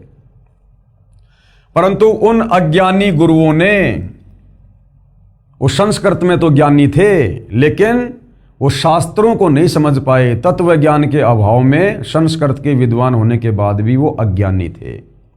परंतु उन अज्ञानी गुरुओं ने ये ज्ञान भगत समाज तक नहीं जाने दिया। ना तो हिंदू धर्म के अज्ञानी धर्म गुरुओं ने हिंदू समाज में शास्त्रों का वास्तविक ज्ञान जाने दिया जो कबीर परमात्मा जी बता रहे थे, ना मुसलमान धर्म के अज्ञानी मुल्ला मौलवियों ने, पीरों ने वो वास्तविक ज्ञान जो कुरान शरीफ में, कुरान मजीद में, तौरेत में, जबूर में, इंजिल में, हदीसों में लिखा हुआ था, उस कबीर परमेश्वर के बारे में, उस कबीर अल्लाह के बारे में। सूरत फुरकानी 25 आयत नंबर 52 से 59 में निर्णायक ज्ञान है जो हजरत मोहम्मद को जिंदा बाबा के रूप में कबीर अल्लाह मिले थे। मुसलमानों का अल्लाह वास्तव में वो शैतान है, वो काल है जिसने गीता का ज्ञान दिया, वही काल, वही ब्रह्म श्री कुरान शरीफ की आयतों का ज्ञान दे रहा है। ये इस प्रकार से धोखा करता है, ये सबको उलझा के रखता है। तो मुसलमान जिसको अपना अल्लाह कहते हैं वास्तव में वो शैतान है, वो काल है। तो जिंदा बाबा के रूप में कबीर भगवान जैसे धर्मदास जी को मिले, इसी प्रकार हजरत मोहम्मद को भी मिले, उनको शतलोक दिखाया, वास्तविक वो कलमा दिया, वो मंत्र दिया जो आज आप और हमें प्राप्त है। लेकिन उसके बाद काल की जो है वो प्रेरणा से, काल के दबाव में उस कबीर भगवान वाली उस भक्ति को हजरत मोहम्मद ने छोड़ दिया और वही घिसी पिटी कुरान शरीफ वाली भक्ति करने लग गया। तो वो ज्ञान जो जिंदा बाबा के रूप में कबीर भगवान ने दिया था हजरत मोहम्मद को, वो ज्ञान कुरान शरीफ में सूरत फुरकान 25 आयत नंबर 52 से 59 में है। लेकिन उसको ना समझकर तत्व ज्ञान के अभाव में मुसलमान धर्म के धर्म गुरुओं ने भी मुसलमान समाज को भ्रमित किया और उन जो है कतेबों के विरुद्ध, कुरान शरीफ, कुरान मजीद के विरुद्ध ही ज्ञान दिया। इसी प्रकार जो ईसाई समाज के धर्मगुरु हैं, जो वर्तमान में सर्व सदग्रंथों से स्पष्ट हो रहा है, इससे सिद्ध है कि कबीर देव यानी कबीर प्रभु तत्वदर्शी संत रूप में स्वयं पूर्ण परमात्मा ही आए थे। तत्वदर्शी संत रूप में यानी कबीर भगवान तत्वदर्शी संत की भूमिका करता है। तो तत्वदर्शी संत रूप में स्वयं कौन आए थे? पूर्ण परमात्मा कबीर ही आए थे। तो आज तत्वदर्शी संत के रूप में कौन आए हुए हैं? स्वयं कबीर परमात्मा ही। क्योंकि सतलोक के बारे में, सृष्टि रचना के बारे में, इस काल के कर्म कुकर्मों के बारे में, शास्त्र अनुकूल साधना के बारे में 21 ब्रह्मांड में तो किसी को ज्ञान नहीं है। ये काल किसी तक जानकारी जाने नहीं देता। चारों वेदों में केवल उस परमात्मा की जानकारी है लेकिन उसकी प्राप्ति का मंत्र नहीं है। प्राप्ति का मंत्र केवल ओम है। इस काल तक की साधना है। तो कैसे पता चलेगा? कैसे आत्मा सतलोक जाएंगी? कैसे मोक्ष होगा? उसके लिए कबीर भगवान खुद ही सतलोक से चलकर पृथ्वी पर आते हैं। उसके बाद देखिए भाई और बहनों, आगे आदरणीय गरीबदास साहिब जी की अमृतवाणी में सृष्टि रचना का प्रमाण। अभी आपने कबीर परमेश्वर जी की वाणी में सृष्टि रचना देखी। अब यही ज्ञान सेम टू सेम कबीर परमेश्वर जी ने 300 साल पहले जिंदा बाबा के रूप में गांव छुडानी, जिला झज्जर, हरियाणा में प्रकट होकर 10 वर्षीय बालक गरीबदास जी को बताया। गरीबदास जी की रुचि को देखकर परमात्मा उसके शरीर से आत्मा निकालकर सतलोक ले गए। सतलोक दिखाया, उसका ज्ञान योग खोला, नीचे के सर्व ब्रह्मांड दिखाए, काल बैठा हुआ दिखाया 21वें ब्रह्मांड में, दुर्गा का लोक दिखाया, ब्रह्मा विष्णु महेश के लोक दिखाए, धर्मराय का लोक दिखाया। उसके बाद उन्हें वापस उनके शरीर में छोड़ा और उसके बाद आदरणीय गरीबदास जी ने 24,000 वाणियों युक्त अमर ग्रंथ सदग्रंथ साहिब को लिखवाया, जिसको 5वां वेद सूक्ष्म वेद कहते हैं। तो सूक्ष्म वेद यानी गरीबदास जी की वाणी में भी सृष्टि रचना का ज्यों का त्यों प्रमाण है। आदि रमणी सदग्रंथ पेज नंबर 690 से 692 में, और क्या लिखा हुआ है देखिएगा। आदि रमणी अदली सारा और जादिन होते धुंधुकारा। यानी जिस दिन जिस समय यहाँ ना कोई 21 ब्रह्मांड था, ना कोई लोक था, अंधकार ही अंधकार था, 21 ब्रह्मांड रूपी कोई सृष्टि नहीं थी, केवल वो अविनाशी लोक था, सतलोक था। सत्य पुरुष की न्या प्रकाशा, उसके बाद उस परमपिता परमेश्वर ने सृष्टि की। हम होते तकत कबीर खवाशा, तो लोग बोले फिर आप कहाँ थे उस समय जब सब कुछ अंधकार ही अंधकार था, कुछ ही नहीं था, तो फिर भाई गरीबदास जी आप कहाँ थे उस समय? तो गरीबदास जी कह रहे हैं हम होते तकत कबीर खवाशा, हम उस समय कबीर परमात्मा के लोक में, अमर लोक में हम उनके नौकर थे, हम उनके तकत के पास में थे, सिंहासन के पास में थे। मन मोहिनी सिरजी माया, सृष्टि रचना के माध्यम से बता रहे हैं संक्षेप में कि मन मोहिनी यानी मन को मोह लेने वाली उस हंस आत्मा का जिसने सबसे पहले काल के साथ जाने के लिए हाथ खड़ा किया, कबीर परमात्मा ने एक सुंदर युवती, एक लड़की बनाई, युवा शरीर बनाया, सुंदर शरीर बनाया, जिसने इस काल का मोह हर लिया और सत्य पुरुष एक ख्याल बनाया। धर्मराज सिरजे दरबानी, धर्मराज की भी परमात्मा ने अंडे से उत्पत्ति की और 64 युग तप सेवा ठानी। और जब इसने 64 युग तप किया, वैसे इसने 3 बार तप किया था क्योंकि यह संक्षेप में सृष्टि रचना की जानकारी दी जा रही है। सबसे पहले सतलोक में इस काल ने 70 युग तप किया, जिसके बदले में परमात्मा ने 21 ब्रह्मांड दिए। फिर दोबारा इसने 70 युग तप किया, जिसके बदले में 3 गुण और 5 ये तत्व दिए, सृष्टि रचना की सामग्री दी। चौथी बार इसने 64 युग तप किया, जिसके बदले में फिर हम सभी आत्माएं इसके लोक में आ गई। धर्मराय सिरजे दरबानी 64 युग तप सेवा ठानी और पुरुष पृथ्वी जाकू दीनी, पुरुष यानी कबीर भगवान ने, और ये पृथ्वी यानी ये टुकड़ा 21 ब्रह्मांड का इस काल को दिया। और राज करो देवा आदीनी, और कबीर भगवान ने कहा कि भैया सत का राज करना, इन आत्माओं को दुखी मत करना। तो काल बोला पिताजी सत का राज करूंगा, जो जैसा कर्म करेगा वैसा ही फल दूंगा। सत का राज धर्म राय करही और अपना किया शबै दंड भरही। ब्रह्मांड 21 राज तुम दीन्या, कबीर परमात्मा बोले कि मैंने तेरे को 21 ब्रह्मांड का राज्य दे दिया। मन की इच्छा सब जुग लीन्या, जो तूने इच्छा जाहिर की तेरे को सब कुछ दे दिया है मैंने तेरे तप के बदले में। माया मूल रूप एक छाजा, परमात्मा ने वो माया बनाई, आदि माया दुर्गा, और मोही लिए जिन्हू धर्मराजा, जिसने काल को मोह लिया रजोगुण के प्रभाव से, काल उस पर आकर्षित हो गया, मोहित हो गया। धर्म का मन चंचल चित धारा, दुर्गा के युवा शरीर को, सुंदर शरीर को देखकर धर्म यानी काल का मन चंचल हो गया, यानी काल आपे से बाहर हो गया विषय वासनाओं के अंतर्गत आकर, और मन माया का रूप विचारा, और दुर्गा के ऊपर आसक्त होकर उसके साथ में बदतमीजी यानी बलात् करने का प्रयास किया। चंचल चेरी चपल चिरागा, या के पर से सर बस जा गया, यानी सारा काम बिगाड़ लिया उसके पीछे लग के। धर्मराय किया मन का भागी, विषय वासना संग से जागी, मन के वशीभूत हो गया, कामदेव के वशीभूत हो गया और विषय वासना जागृत हो गई। अब शंका होगी मन में कि भाई सतलोक में तो ये तीनों गुण है ही नहीं, वहाँ तो विषय वासना है ही नहीं, तो धर्मराज के अंदर कैसे आ गई विषय वासना? देखो भाई और बहनों, जो गलती करेगा वो सजा पाएगा। सतलोक में सब कुछ है, आप ये ना सोचो कि सतलोक में कुछ है नहीं, वहाँ सब कुछ है। यहाँ 21 ब्रह्मांड में जो भी कुछ है ये सतलोक से ही आया है। ये सतलोक की पृथ्वी का एक टुकड़ा है, वहाँ पर हर चीज़ नूरी है। इसको श्राप लगने के बाद यहाँ पर आकर ये 5 तत्व में विलीन हो गई, वरना ये जितने भी ये पहाड़ वगैरह हम देख रहे हैं ना, ये सारे वहाँ पर हीरे मोती लाल के हैं, लेकिन यहाँ आते ये 5 तत्व में हो गए। तो सतलोक में सब कुछ है। तो 5 तत्व और 3 गुण ये सतलोक से ही काल को मिले थे, कूरम के मुकुट से। लेकिन इसने अगर ये आधीनी से मांगता तो ये प्रभाव इसके ऊपर नहीं होता, लेकिन इसने जबरदस्ती की, इसने बेअदबी की, इसने गलती की, कूरम के मुकुट को जबरदस्ती ला दिया, और बीज रूप में जो ये 3 गुण रज सत और तम, और 5 ये तत्व पृथ्वी अग्नि जल वायु आकाश, ये बीज रूप में सूक्ष्म रूप में थे, जो ये लेकर वहां से भाग लिया।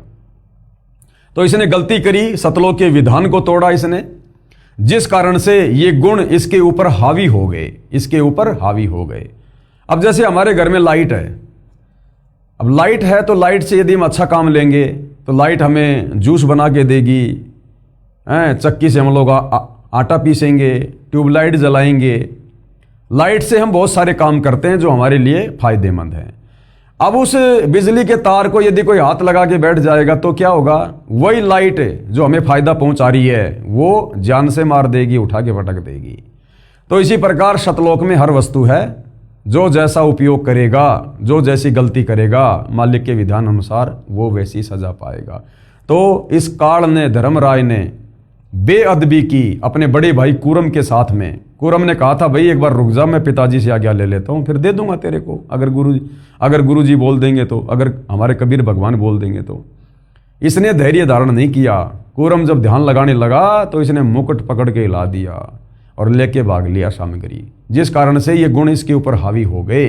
अन्यथा सतलोक में रजोगुण का, सतोगुण का, तमोगुण का किसी के ऊपर कोई प्रभाव नहीं है। इसका एक उदाहरण दिया परमात्मा ने बहुत बढ़िया, कैसे नहीं है।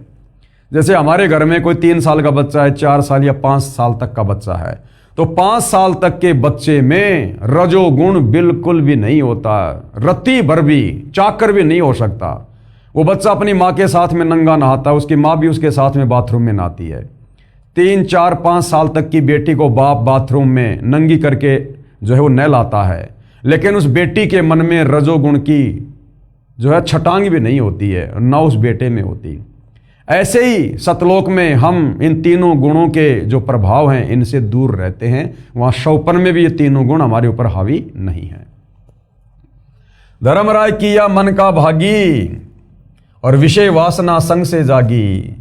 आदि पुरुष अदली अनरागी। आदि पुरुष सबसे पहले वाला परमात्मा कबीर भगवान, और अदली यानी वो न्यायकारी परमात्मा है, न्यायकारी, सबके साथ बिल्कुल न्याय करता है। अनुरागी, सबके अंदर प्यार प्रेम रखने वाला, लेकिन वो प्यार प्रेम मोह ममता वाला नहीं है, कर्मानुसार सजा भी वो भगवान ही देता है। फिर धर्मराय दिया दिल से त्यागी। उस कबीर भगवान ने, न्यायकारी उस परमात्मा ने धर्मराया ने काल को दिल से त्याग दिया कि इस सतलोक में, ऐसे सच्चे लोक में, और तूने विषय वासनाओं से प्रेरित होकर ये गंदा कर्म करने की सोची भी कैसे? ऐसे गंदा कर्म करने की सोचने वाले के लिए सतलोक में कोई जगह नहीं है। तो धर्मराय दिया दिल से त्यागी। परमात्मा ने धर्मराय को, काल को दिल से त्याग दिया कि अब तू सतलोक में रहने योग्य नहीं है। पुरुष लोक से दिया ढहाई। पुरुष लोक यानी सतलोक से काल को नीचे ढहा दिया, यानी नीचे भेज दिया। जैसे कहते ना कि तूने दीवार को ढा दिया, यानी दीवार को नीचे गिरा दिया। तो सतलोक से 21 ब्रह्मांड सहित हम सभी आत्माओं को दुर्गा में प्रवेश करके सूक्ष्म रूप में दुर्गा और काल सहित परमात्मा ने 16 संकोच की दूरी पर भेज दिया।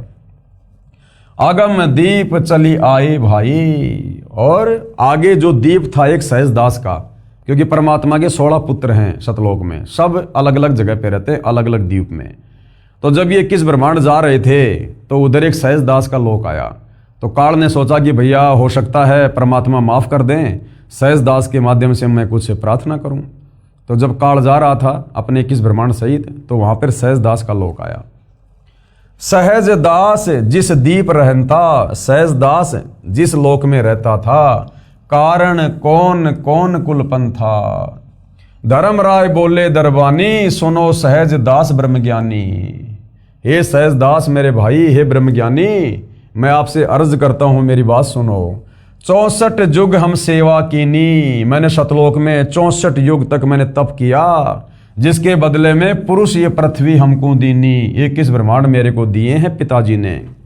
चंचल रूप भया मन मोरा। लेकिन इस दुर्गा को देखकर, इस आदि माया को देखकर मैं आपे से बाहर हो गया, विषय वासनाओं में आ गया। मोहिनी मन मोहिनी ठगिया भोरा। और मेरे को इसने ठग लिया, इसके रूप ने। मैं गलती कर बैठा। सत्य पुरुष के ना मन भाए। उस गंदे कर्म के चलते मैं पिताजी के मन को नहीं भाया, पिताजी नाराज हो गए और पुरुष लोक से हम चली आए और सतलोक से मेरे को निकाल दिया गया है। अगर दीप सुनत बड़बागी, सहजदास मेटो मन पागी। ये सहजदास तुम पिताजी से प्रार्थना करो, अगर मेरे को यहाँ पर रहने की इजाज़त मिल जाए तो। बोले सहजदास दिलदानी। सहजदास क्या बोला? हम तो चाकर सत सहदानी। हम तो कबीर भगवान के नौकर हैं, उनके चाकर हैं भाई। सत्य पुरुष से अर्ज गुजारूं, मैं तो तेरी प्रार्थना कर सकता हूं पिताजी से, सत्य पुरुष से, कबीर भगवान से, जब तुम्हारा विमान उतारूं उसके बाद मैं तेरा विमान उतारूंगा। ये शिक्षा है हम भगत भाई बहनों के लिए। कोई भी भगत हमें भ्रमित करे, कुछ भी करे, अटपट सुनाए, कोई भी आदेश दे हमें गुरु जी की आड़ में, कुछ भी कहे, कोई भी हो, गुरु के निकट रहने वाला या गुरु से दूर रहने वाला, हमने अपने गुरु से पूछ कर ही कार्य करना है। गुरु के आदेश में रहकर ही चलना, वचन में रह के चलना हमने, सत्संग रूपी आदेश में, या जब तक गुरु धरती पर है।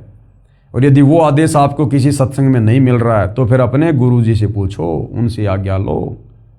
उसके बाद तो सहजदास क्या बोला, पहले मैं पिताजी से आज्ञा लूंगा भाई, जब तुम्हारा विमान उतारूं।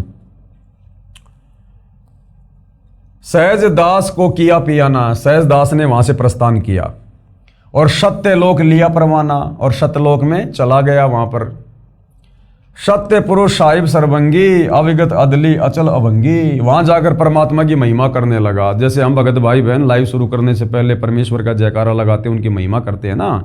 क्यों करते हैं? परमेश्वर को प्रसन्न करने के लिए। तो सहजदास ने जाकर पहले तो परमात्मा की महिमा की बहुत ज्यादा। सत्य पुरुष यानी हे सारी सृष्टि के मालिक, साहिब ये परमेश्वर, सर्वंगी सब जगह व्याप्त, अविगत अदली और अचल अभंगी, धर्मराय तुम्हारा दरबानी, अगर दीप चली आए प्राणी। एक धर्मराय नाम का तुम्हारा नौकर है परमात्मा, वो मेरे दीप में आया है। कौन हुक्म करी अर्ज आवाजा, ये परमात्मा आपकी क्या आज्ञा है, कहां पठाओ उस धर्मराजा। जाते ये नहीं कहा कि मेरे पास में वो धर्मराय आया है, मैं उसको अपने लोक में जगह दे दूं क्या, ये नहीं। हे परमेश्वर आपकी क्या आज्ञा है, आपका एक नौकर आया है, आपकी क्या आज्ञा है। यानी बोलने का भी एक तरीका। ये नहीं कहा कि क्या मैं उसको रख लूं क्या पिताजी, नहीं। इसका मतलब तू तो सोच के आया पूरी। ये परमेश्वर आपकी क्या आज्ञा है, आपका एक नौकर आया है, वहां रहने की इजाजत मांग रहा है, आपकी क्या आज्ञा है दाता, जैसा आप कहोगे वैसा ही मैं करूंगा। तो परमात्मा क्या बोले, बही आवाज अदली एक साचा। उस कबीर परमेश्वर ने आकाशवाणी की और क्या कहा, विषय लोक जा तीन्यू बाचा। विषय लोक यानी गंदे लोक में, विषय वासनाओं के लोक में, उसको वहीं जाने दे। तीनों वाचा, तीन वचन से कह रहा हूं, मन कर्म वचन से, उसको बिल्कुल भी मत रोकना, उसको जाने दे विषय वासनाओं के जाल में, क्योंकि कुबद उसी के मन में आई थी ना, तो भोगने दे उसे। सहज विमान चले अधिकाई। सहजदास ने इतनी बात सुनकर तुरंत वापस रफ्तार पकड़ ली, ज्यादा वाद विवाद नहीं किया कि परमात्मा दया कर दो, ना ना ना, बस आदेश हो गया तो हो गया, निकल ले। और छिन में अगर दीप चली आई, और तुरंत क्षण भर में और अपने लोक में वापस आ गया। यानी गुरु भाई और बहनों, पहली बात तो हमने गुरु के सामने ऐसी कोई बात बोलनी नहीं चाहिए, बिल्कुल भी अपने मुंह को बंद रखना चाहिए, क्योंकि सारी शंका गुरु जी के ज्ञान में, गुरु जी के सत्संग में समाप्त हो जाती है, केवल भक्ति करना शेष हो जाता है। मन में शंका उठ रही है, उठने दो, सत्संग सुनते रहो, उससे परमात्मा दया कर देंगे, आ जाएगी सामने सारी चीजें। वो अंतर्यामी है, सब जानता है किसको क्या काटा चुभ रहा है, समय आने पर आपको दवा दे देगा। तो गुरु के सामने बिल्कुल भी वचन नहीं बोलना चाहिए, गुरु के सन्मुख वचन ना कहिए। सो शिष्य रहनी गहनी सुख लइए। वही शिष्य वास्तव में सुखी हो सकता है और सतगुरु की भक्ति से लाभ प्राप्त कर सकता है। कोई वाद विवाद नहीं करनी चाहिए अपने गुरु जी से किसी भी प्रकार का। और गुरु जो आज्ञा दे, गुरु जो आज्ञा दे, उस आज्ञा को शिरोधारिये तुरंत। ठीक है गुरु जी, जय हो परमात्मा की, जय हो मालिक जी, दाता जी मालिक। ना नुकर नहीं, को सलाह देने की गलती मत कर देना कि गुरुजी अगर इसमें ऐसा कर लें तो कैसा रहेगा। मर गए उसी समय, मर गया। अरे वो अंतर्यामी सोच समझ के बोल रहा है, तो उससे ज्यादा दिमाग वाला है क्या। तो इस प्रकार से हमने अपने गुरुदेव के साथ में व्यवहार करना है। हम तो अर्ज करी अनुरागी। सहजदास बोला, भाई मैंने तो तेरी अर्जी लगाई थी, मैंने तो बहुत प्रार्थना की, तुम विषय लोक जाओ बड़भागी। सहजदास भी बेचारा दुखी होता कह रहा कि भाई अब तू जा, परमात्मा का आदेश है। धर्मराय चले विमाना और मान सरोवर आए प्राणा। धर्मराय के विमान वहां से चल पड़े और सतलोक की बाउंड्री पर वहां पर एक मान सरोवर है। मान सरोवर रहन न पाए, वहां भी परमात्मा ने उसको रुकने नहीं दिया। दरे कबीरा थाना लाए, वहां कबीर परमात्मा ने रूप में खुद ही बैठे थे लेकर डंडा। बोला चल चल आगे आगे। बंकनाल की बिस्मी घाटी, तहां कबीरा रोकी घाटी। इन पांचों मिल जगत बंधाना, इन पांचों ने मिलकर संसार को बांध रखा है। किस ब्रह्मांड में सब प्राणियों को कर्म बंधन में बांध रखा है। पांच कौन? तीन तो ये ब्रह्मा विष्णु महेश और दुर्गा और ये काल। इन पांचों मिल जगत बंधाना, इन पांचों ने मिलकर संसार में परमेश्वर की आत्माओं को कर्म जाल में बांध रखा है। उल्टी साधना में 184 जीव सताना, और 184 में डाल के फिर उनको तरह तरह की यातनाएं दी जाती हैं, क्योंकि शास्त्र अनुकूल साधना है नहीं। और शास्त्र अनुकूल साधना जो चारों वेदों वाली है इस ओम नाम की, और ओम नाम की साधना से इसके ब्रह्मलोक में चले जाओ, वहां रहकर फिर वापस 184 में। तो रहना जन्म और मरण में, ये यहाँ का अटल नियम है, जन्म और मरण। जिसका जन्म उसकी मृत्यु काल के लोक में निश्चित है। फिर संस्कारवश 184 योनियां भोगनी पड़ेंगी और नरक भी भोगना पड़ेगा। ब्रह्मा विष्णु महेश्वर माया, ब्रह्मा विष्णु महेश और इनकी माता माया यानी दुर्गा, और धर्मराय यानी काल, धर्मराय का राज पठाया। इन चारों ने धर्मराज के इस ढमढमे को ये चला रहे हैं चारों। कौन? ब्रह्मा विष्णु महेश, माया यानी दुर्गा, यानी ये चारों माँ बेटे धर्मराज का राज पठाया, धर्मराज का शासन चला रहे हैं यहाँ पर। उसके भोजन की व्यवस्था कर रहे हैं। रजोगुण के प्रभाव से ब्रह्मा जी जीवों की उत्पत्ति करता है, सतोगुण के प्रभाव से विष्णु जी सबको मोह ममता में बांध के रखते हैं, और शंकर जी अंत में किसी न किसी तरीके से उनको टपका के अपने पिता काल ब्रह्म के मुंह में भेज देता है तपस्या पर। ये खोकापुर झूठी बाजी, इस काल के किस ब्रह्मांड को खोकापुर कहा है। खोकापुर यानी थोता, यहां कोई आनंद नहीं, कोई सुख नहीं है। झूठा लोभ दे रखा है यहाँ पर, झूठा सुख दे रखा हमारे को यहाँ पर। इसको थोतापुर, खोकापुर कहा है परमात्मा ने। ये खोकापुर झूठी बाजी, और भिस्त बैकुंठ दगासी साजी। भिस्त यानी स्वर्ग, बैकुंठ भी कहते हैं हमारे साथ में धोखा कर रखा है। ये धोखा नरक और स्वर्ग, भिस्त बैकुंठ दगासी साजी। कृत्रिम जीव बुलाने भाई, निज घर की तो खबर न पाई। अब यहां पर हमारे को क्या बना दिया इन्होंने? ये कृत्रिम जीव यानी बनावटी जीव बना दिए। हमारा मूल स्वरूप है आत्मा, जो आत्मा कभी मरती नहीं, आत्मा अविनाशी है। हमारे को शरीर में बांध दिया, आत्मा को शरीर दे दिया, ऊपर ये आवरण चढ़ा दिया, 5 शरीर चढ़ा दिया हमारे ऊपर काललोक में आने के बाद। स्थूल शरीर जो आप और हमारा ये शरीर है हाड़ मांस वाला, ये है स्थूल शरीर। ये छूटने के बाद में आत्मा पे चढ़ा हुआ है सूक्ष्म शरीर, फिर कारण, फिर महाकारण, फिर कैवल्य। तो आत्मा के ऊपर 5 आवरण, 5 शरीर इस काल ने चढ़ा रखे हैं। इसलिए आत्मा को क्या कहा है? कृत्रिम जीव, बनावटी जीव। कृत्रिम जीव बुलाने भाई, निज घर की तो खबर ना पाई, और हमें सतलोक की तो खबर ही बुला दी। हमारी मेमोरी डिलीट कर दी, हम कहाँ से आए थे, कहाँ रहा करते थे। हमारे को सतलोक का रास्ता ही बुला दिया, खोज खबर ही नहीं है यहाँ। 1.25 लाख उपजे नित हंसा, यानी ये दुर्गा रोजाना 1.25 लाख जीवों की उत्पत्ति करती है, और 1 लाख विन से नित अंसा, और 1 लाख रोजाना ये काल तपस्या पर भून भून के खाता है। 1 लाख जीव तो काल रोजाना तपस्या पर भून भून के खाता है, और 1.25 लाख ये दुर्गा रोजाना उत्पन्न करती है। अब काल यदि 1 लाख खाता है तो दुर्गा फिर ये 25% एक्स्ट्रा यानी 1.25 लाख क्यों रोजाना उत्पन्न करती है मानव शरीर? कारण क्या है कि ये मनुष्य शरीर छूटने के बाद, जैसे 1 लाख मनुष्य शरीर छूट गए और काल की तपस्या पर गए, अब वो जो 1 लाख हैं भाई और बहनों, उन्होंने मनुष्य जन्म में जैसे भी भक्ति की, साधना की, अच्छे बुरे कर्म किए, उस आधार से जरूरी नहीं कि वापस उनको मनुष्य जन्म में मिलेगा। किसी को तो मनुष्य जन्म मिल गया, और बाकी अपने उन कर्मों के अनुसार पाप और पुण्य के आधार से कोई नरक में गया, कोई स्वर्ग में गया, कोई 184 में गया। तो जो आत्माएं 184 में चली गई, उनकी पूर्ति करने के लिए दुर्गा ने 25% एक्स्ट्रा मनुष्य जन्म देने पड़ते हैं, ताकि काल की खुराक बराबर बनी रहे, इंसानों की कोई वो कमी ना रहे। जिस कारण काल 1 लाख खाता है और दुर्गा 25% एक्स्ट्रा जो है ये पैदा करती है। सवा लाख उपजे नित हंसा और 1 लाख विनसे नित अंसा। और ये उपती खपती और परले फेरी हर्ष शोग जोरा जमजेरी। जन्म लेना फिर मर जाना और ये परले में आ जाना। हर्ष यानी जो है खुशी, शोक यानी दुख, जोरा जमजेरी यानी इस काल के लोक में ये सुख दुख जन्म मृत्यु ये अरहट का कुआं चलता रहता है। पांचों तत्व हैं परले माही। पांचों तत्व पृथ्वी अग्नि जल वायु आकाश, परमात्मा कहते हैं ये उत्पत्ति और ये परलय में है, ये भी नष्ट होते हैं। क्योंकि 21 ब्रह्मांड की सृष्टि पांचों इन तत्वों से बनी है, तो जब 21 ब्रह्मांड ही नष्ट होता है तो पांचों तत्व कहाँ रह जाएंगे। और शतगुण रजगुण तमगुण झाई,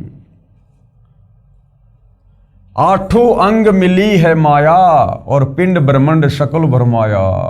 सब जीवों को इसने भ्रमित कर रखा है काल के आदेश से। या में सुरती शब्द की डोरी, या में सुरती शब्द की डोरी, अगर वो वास्तविक शब्द मिल जाए तो हमारी सुरती हमारा ध्यान सतलोक में लग सकता है, दूसरा कोई उपाय नहीं। और पिंड ब्रह्मांड लगी है खोरी, श्वासा पारस मन गए राखो। श्वासा पारस यानी श्वासों का जो मंत्र है जो कबीर परमात्मा तत्वदर्शी संत रूप में आके देते हैं वो पारस पूंजी के समान है। जैसे पारस एक पत्थर होता है, यदि उसको लोहे से टच कर दिया जाए तो लोहा भी सोना बन जाता है, चाहे कितना टन हो, चाहे पूरा का पूरा पहाड़ हो। तो इसी प्रकार कबीर परमेश्वर का जो शतनाम है, जो मंत्र है, वो पारस की तरह काम करता है। जिस आत्मा को मिल जाता है और जो मर्यादा में रहकर उसका यूज करता है, यानी गुरु मर्यादा में रहकर सुमरण करता है, तो वो इस प्रकार से भक्ति धन जमा करने लग जाता है मुक्ति के लिए। तो श्वासा पारस मन गए राखो यानी वो श्वास वाला मंत्र वो पारस की तरह है। और खोली कपाट अमीरस चाखो, वो सारे वज्र कपाट खोल देगा, सारे दिमाग के बंद दरवाजे खोल देगा। और अमीरस चाखो यानी भक्ति का वो अमृत, हम उसका रस पान करने लग जाएंगे, यानी हमें फिर आनंद आएगा भक्ति वाला। सुनाऊं हंस शब्द सुन दासा, आदरणीय गरीबदास जी कह रहे हैं सुनाऊं हंस शब्द सुन दासा और अगम दीप अग है बाशा, कि ये ज्ञान सुन तो मेरे से वास्तविक ज्ञान। अगम दीप है अगवाशा, कि तेरा जो ठिकाना है ना वो शतलोक है, वो अगम दीप, तू यहाँ का रहने वाला नहीं है 21 ब्रह्मांड का। भवसागर जमदंड समाना, इस भवसागर में काल के 21 ब्रह्मांड में तो तू केवल यहाँ पर काल के द्वारा जो है वो दंडित किया जा रहा है। धर्मराज का है तलबाना, 21 ब्रह्मांड में तो काल का धर्मराज का ही जो है ये फुरमान चलता है, आदेश चलता है। पांचों ऊपर पद की नगरी और बाट विहंगम बंकी डगरी। पांचों ऊपर, पांच कौन? ब्रह्मा विष्णु महेश दुर्गा और काल, इनके ऊपर वो पद की नगरी है यानी शतलोक है। और बाट विहंगम बंकी डगरी, और वहां जाने का रास्ता बहुत टेढ़ा मेढ़ा है, बगैर तत्वदर्शी संत की शरण के वहां नहीं जा सकते। हमरा धर्म राय सुदावा भवसागर में जीव भरमावा, कबीर परमात्मा कहते हैं कि मेरा धर्मराज के साथ में एग्रीमेंट है, भवसागर में जीव भरमावा। हम तो कहें अगम की वाणी, हम तो सतलोक की बात बताते हैं, जहां अविगत अदली आप बिनानी, जहां वो सत्य पुरुष कबीर परमात्मा खुद बैठे हुए हैं। बंदी छोड़ हमारा नामम अजर अमर है अस्थिर ठामरम, हमारा नाम बंदी छोड़ है। बंदी छोड़ यानी काल के कर्म बंधनों से छुड़वा कर सतलोक ले जाने वाला। अजर अमर है अस्थिर ठामम, और मैं जहां रहता हूं वो जगह क्या है? अजर अमर है, सतलोक है, कभी विनाश में नहीं आता। अस्थिर यानी वो स्थायी रहता है, कभी विनाश में नहीं आता। ठाम यानी जगह, धाम, स्थान। जुगन जुगन हम कहते आए, यानी ये तत्व ज्ञान जीव आत्माओं को हम युगों युगों से समझा रहे हैं सतलोक जाने वाला। जम जोरा से हंस छुटाए, जम यानी काल, जोरा मानिए मृत्यु, हमने इससे बहुत सारे भक्तों को छुटाया है। जो कोई माने शब्द हमारा, जो मेरे ज्ञान के ऊपर विश्वास कर लेता है, जो मेरे तत्व ज्ञान को स्वीकार कर लेता है, नाम ले लेता है और मर्यादा में रहकर भक्ति करता है, तो भव सागर नहीं भर में धारा, वो वापस इस काल के लोक में फिर नहीं आता है। जिस प्रकार गीता ज्ञानदाता काल ब्रह्म गीता अध्याय 18 श्लोक 62 में कह रहा कि अर्जुन तू सर्व भाव से उस परमेश्वर की शरण में जा, वहां जाने के बाद फिर प्राणी लौटकर वापस संसार में नहीं आता। या में सुरती शब्द का लेखा। अब इसमें सबसे महत्व क्या है, मर्यादा में रहकर सुरती लगाकर, जैसे प्रथम जो मंत्र हमें देते हैं गुरुदेव, तो गुरुदेव कहते हैं कि मंत्र अपना असल में काम उस समय करेगा जब तुम सुरती नृत्य और मन के साथ जाप करोगे। फिर हमें सतनाम मिलता है श्वास का, वो अपना वास्तविक नाम उस समय काम करेगा जब सुरती नृत्य मन और पवन से हम उसका सुमरण करेंगे। फिर हमें सार नाम सार शब्द मिलता है, वो अपना काम उस समय करेगा जब हम चिंतन मनन करेंगे, अपने गुरु को ही परमेश्वर मानकर भक्ति में लीन रहेंगे संसार से हटकर। या में सुरती शब्द का लेखा, तन अंदर मन और कहो कीन देखा।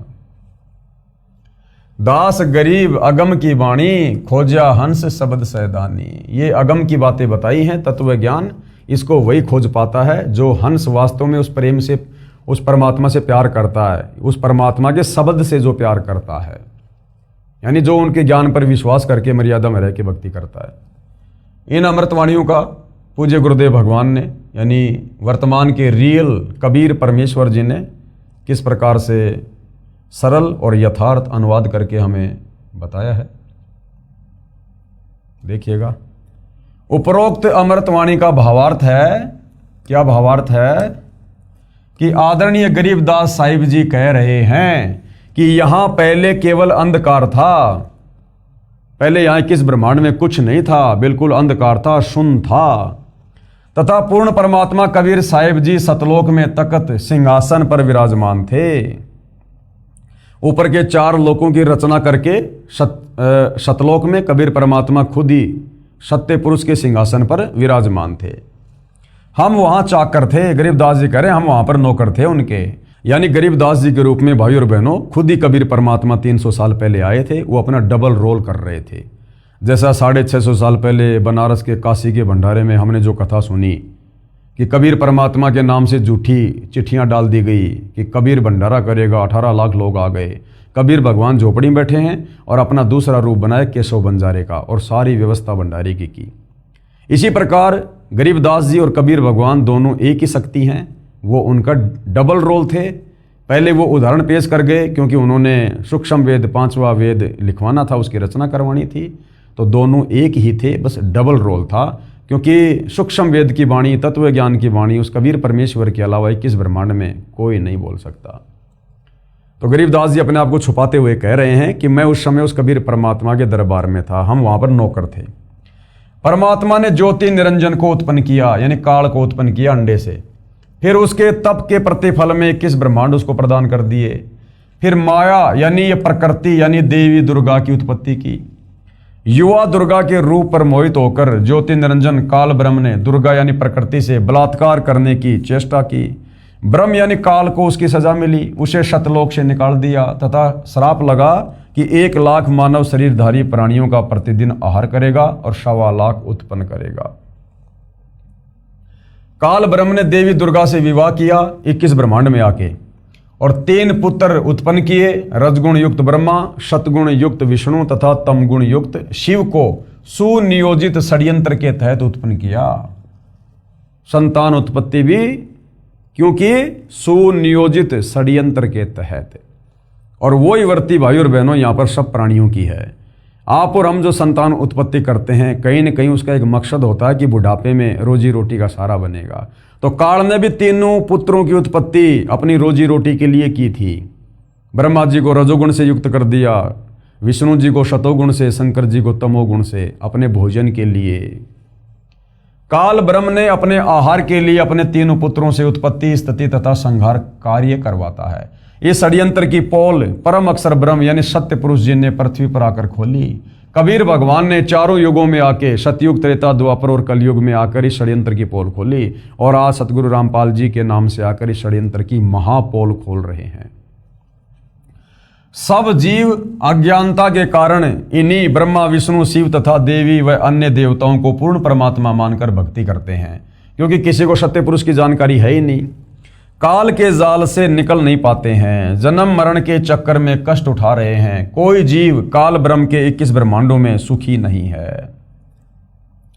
ब्रह्मा, विष्णु तथा महेश भी यहाँ कष्ट पर कष्ट उठाते हैं। सुनते हैं भाई और बहनों हम इन कथाओं में, इन पुराणों में कभी तो ये राक्षस देवताओं पे चढ़ाई कर देते हैं, फिर इन देवताओं का राक्षसों के साथ में युद्ध होता है। कभी भस्मासुर के साथ में देवी लड़ रही है, कभी ब्रह्मा, कभी विष्णु, कभी महेश हैं। वो भस्मासुर था, उसने शंकर जी से भस्म कंडा ले लिया, फिर उसी को मारने के लिए दौड़ पड़ा। शंकर जी आगे आगे दौड़ रहे हैं जान बचाने के लिए, पीछे पीछे वो भगत भाग रहा है। तो ये भी यहाँ पर सुखी नहीं है भाई और बहनों, ये भी महादुखी हैं। फिर ये नीचे जो अवतार धारण करके आते हैं, जैसे नारद ने विष्णु जी को श्राप दे दिया, जिनको हम भगवान कहते हैं। अरे भगवान पे कोई श्राप लगता है क्या? लेकिन ये भगवान नहीं थे। तो नारद जी ने, जो ब्रह्मा जी का बेटा है, उसने अपने चाचा विष्णु जी को श्राप दे दिया, और उस श्राप को भोगने के लिए विष्णु जी धरती पर रामचंद्र रूप में आए। पूरी जिंदगी यहाँ पर दुखी रहे। 14 साल का वनवास, औरत को रावण उठा ले गया, सेना इकट्ठी करके रावण को मार के अपनी स्त्री वापस लाया। वापस लाने के बाद में सीता जी को जंगल में निकाल दिया। खुद कहाँ बैठा है, बाल बच्चे कहाँ है, वो आदमी कभी सुखी हो सकता है? अंत में दुखी होकर सरयू नदी में आत्महत्या करनी पड़ी, जिसको लोग जल समाधि कहते हैं। ऐसे श्री कृष्ण जी आए हैं, जन्म लेते ही मामा उसका दुश्मन हो गया। थोड़ा सा बड़ा हुआ तो कभी पूतना मारने आ रही है, कभी काल्यावन, कभी जरासिंध, कभी शिशुपाल, कभी चानोर, कभी केसी। बेचारा दुखी रहा। फिर महाभारत का युद्ध हो गया, 56 करोड़ यादव मर गए, श्री कृष्ण जी का खानदान नष्ट हो गया। अंत में उसके पैर में बालिया नाम के शिकारी ने, जो त्रेता युग में जो बाली वाली आत्मा थी, राम ने उसको धोखे से मारा था। द्वापर में उसका बदला देना पड़ा। उस बाली वाली आत्मा ने द्वापर में बालिया बनकर श्री कृष्ण जी के पैर में जहरीला तीर मारा, तड़प तड़प के मरा। तो ये देवता गण भी, ये ब्रह्मा विष्णु महेश भी काल के लोक में सुखी नहीं हैं। ब्रह्मा विष्णु महेश भी यहाँ कष्ट पर कष्ट उठाते हैं। इसी पुस्तक के पेज नंबर 43 पर लगी श्री देवी पुराण के प्रथम स्कंद के अध्याय 4 की फोटोकॉपी में श्री विष्णु जी ने ब्रह्मा जी से कहा कि मैं सदा तप करने में लगा रहता हूँ। तप से सिद्धि शक्ति प्राप्त करके, यानी बैटरी चार्ज करके, फिर राक्षसों से युद्ध करता रहता हूँ। जनता को दुख देने वाले दानवों को मारता हूँ, यानी उनके विकराल शरीरों को शांत करता हूँ। कभी सौभाग्य से समय मिला तो लक्ष्मी के साथ सुखपूर्वक समय व्यतीत करता हूँ, नहीं तो तप करके इन देवताओं के साथ युद्ध ही करता रहता हूँ। इस प्रकरण से सिद्ध हो जाता है कि यहाँ सर्व प्राणी जन्म मृत्यु का कष्ट उठा रहे हैं। यदि कोई पूर्ण परमात्मा का वास्तविक शब्द, सच्चा नाम, जाप मंत्र हमारे से प्राप्त करेगा, कौन कहते हैं? गरीबदास जी, यानी तत्वदर्शी संत से, उसको काल की बंद से, यानी बंधनों से छुड़वा देंगे। हमारा बंदी छोड़ नाम है। आदरणीय गरीबदास जी अपने गुरु व प्रभु कबीर जी के आधार पर ये कह रहे हैं कि सच्चे मंत्र अर्थात सतनाम व सार शब्द की प्राप्ति कर लो, पूर्ण मोक्ष हो जाएगा। नहीं तो नकली नाम देने वाले, शास्त्र विरुद्ध ज्ञान बताने वाले संतों व महंतों की मीठी मीठी बातों में फंसकर शास्त्र विधि रहित साधना करके काल जाल में रह जाओगे, फिर कष्ट पर कष्ट उठाओगे। इस विषय में गरीबदास जी क्या कहते हैं? गरीबदास जी महाराज की वाणी, माया आदि निरंजन भाई और अपने जाए आपे खाई। माया आदि निरंजन भाई, ये माया यानी दुर्गा और ये निरंजन यानी काल, ये दोनों अपने जाए आपे खाई। अपने द्वारा पैदा किए गए इन पुत्रों को ये खुद ही खाते हैं, खुद ही। एक सत्संग में गुरुदेव ने बताया, ये काल तो खाता है तपस्या पर, ये दुर्गा भी खाती है। उदाहरण दिया गुरुदेव ने कि जैसे घर में अगर कोई मीट बनाता है या कोई और वस्तु बनाता है तो वो औरत भी खाती है। तो ये दुर्गा भी काल के साथ बराबर का साथ दे रही है, ये भी इन जीवों का भक्षण करती है। ये आदि माया निरंजन भाई अपने जाए आपे खाई। ब्रह्मा विष्णु महेश्वर चेला, ओम सोहम का है खेला।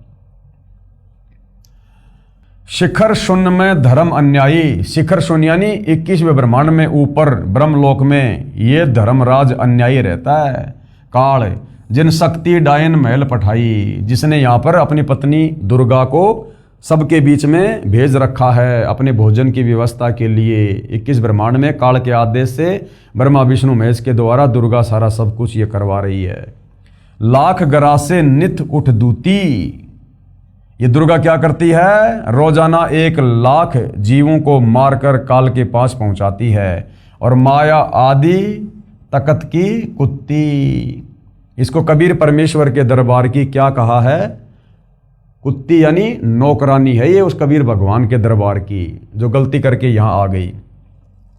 सवा लाख घड़िए नित भांडे, रोजाना सवा लाख जीवों की उत्पत्ति करती है भांडे यानी शरीर। और हंसा उत्पत्ति प्रलय डांडे। ये तीनों चेला बटपारी, सिरजे पुरुषा सिरजे नारी।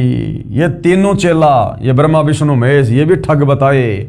सिरजे पुरुषा सिरजे नारी, अपने बाप के भोजन के लिए स्त्री और पुरुषों की उत्पत्ति करते हैं।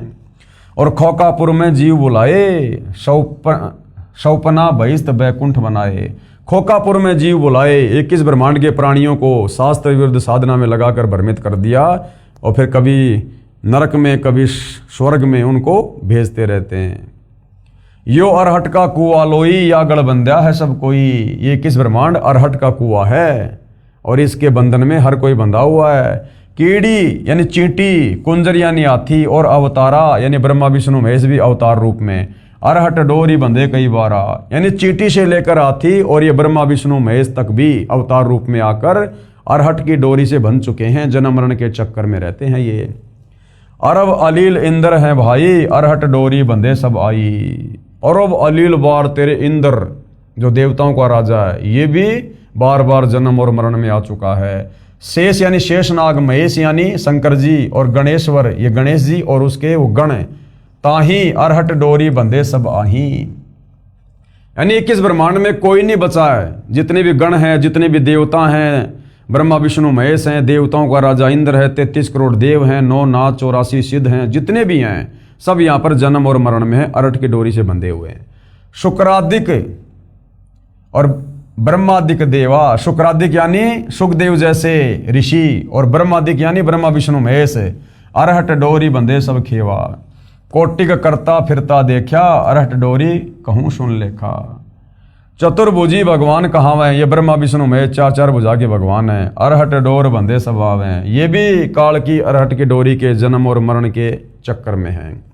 यो है खोकापुर का कुआ, ये 21 ब्रह्मांड क्या है, ये कुआ है, कुआ खोकापुर। और या में पड़ा सो निश्चय मुआ, और इसमें जो कोई सतलोक से गलती करके नीचे गिरेगा वो अवश्य जन्म और मरण में आएगा।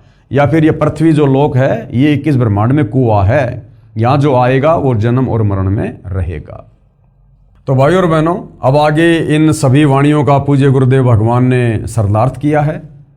चूँकि वीडियो ज़्यादा लंबा हो जाएगा, विषय बहुत ही गहरा और गहन है, धीरे धीरे हम इसको समझेंगे, तभी हमारे को ये सदियों से वर्षों से उलझा हुआ आध्यात्मिक ज्ञान धीरे धीरे समझ में आएगा।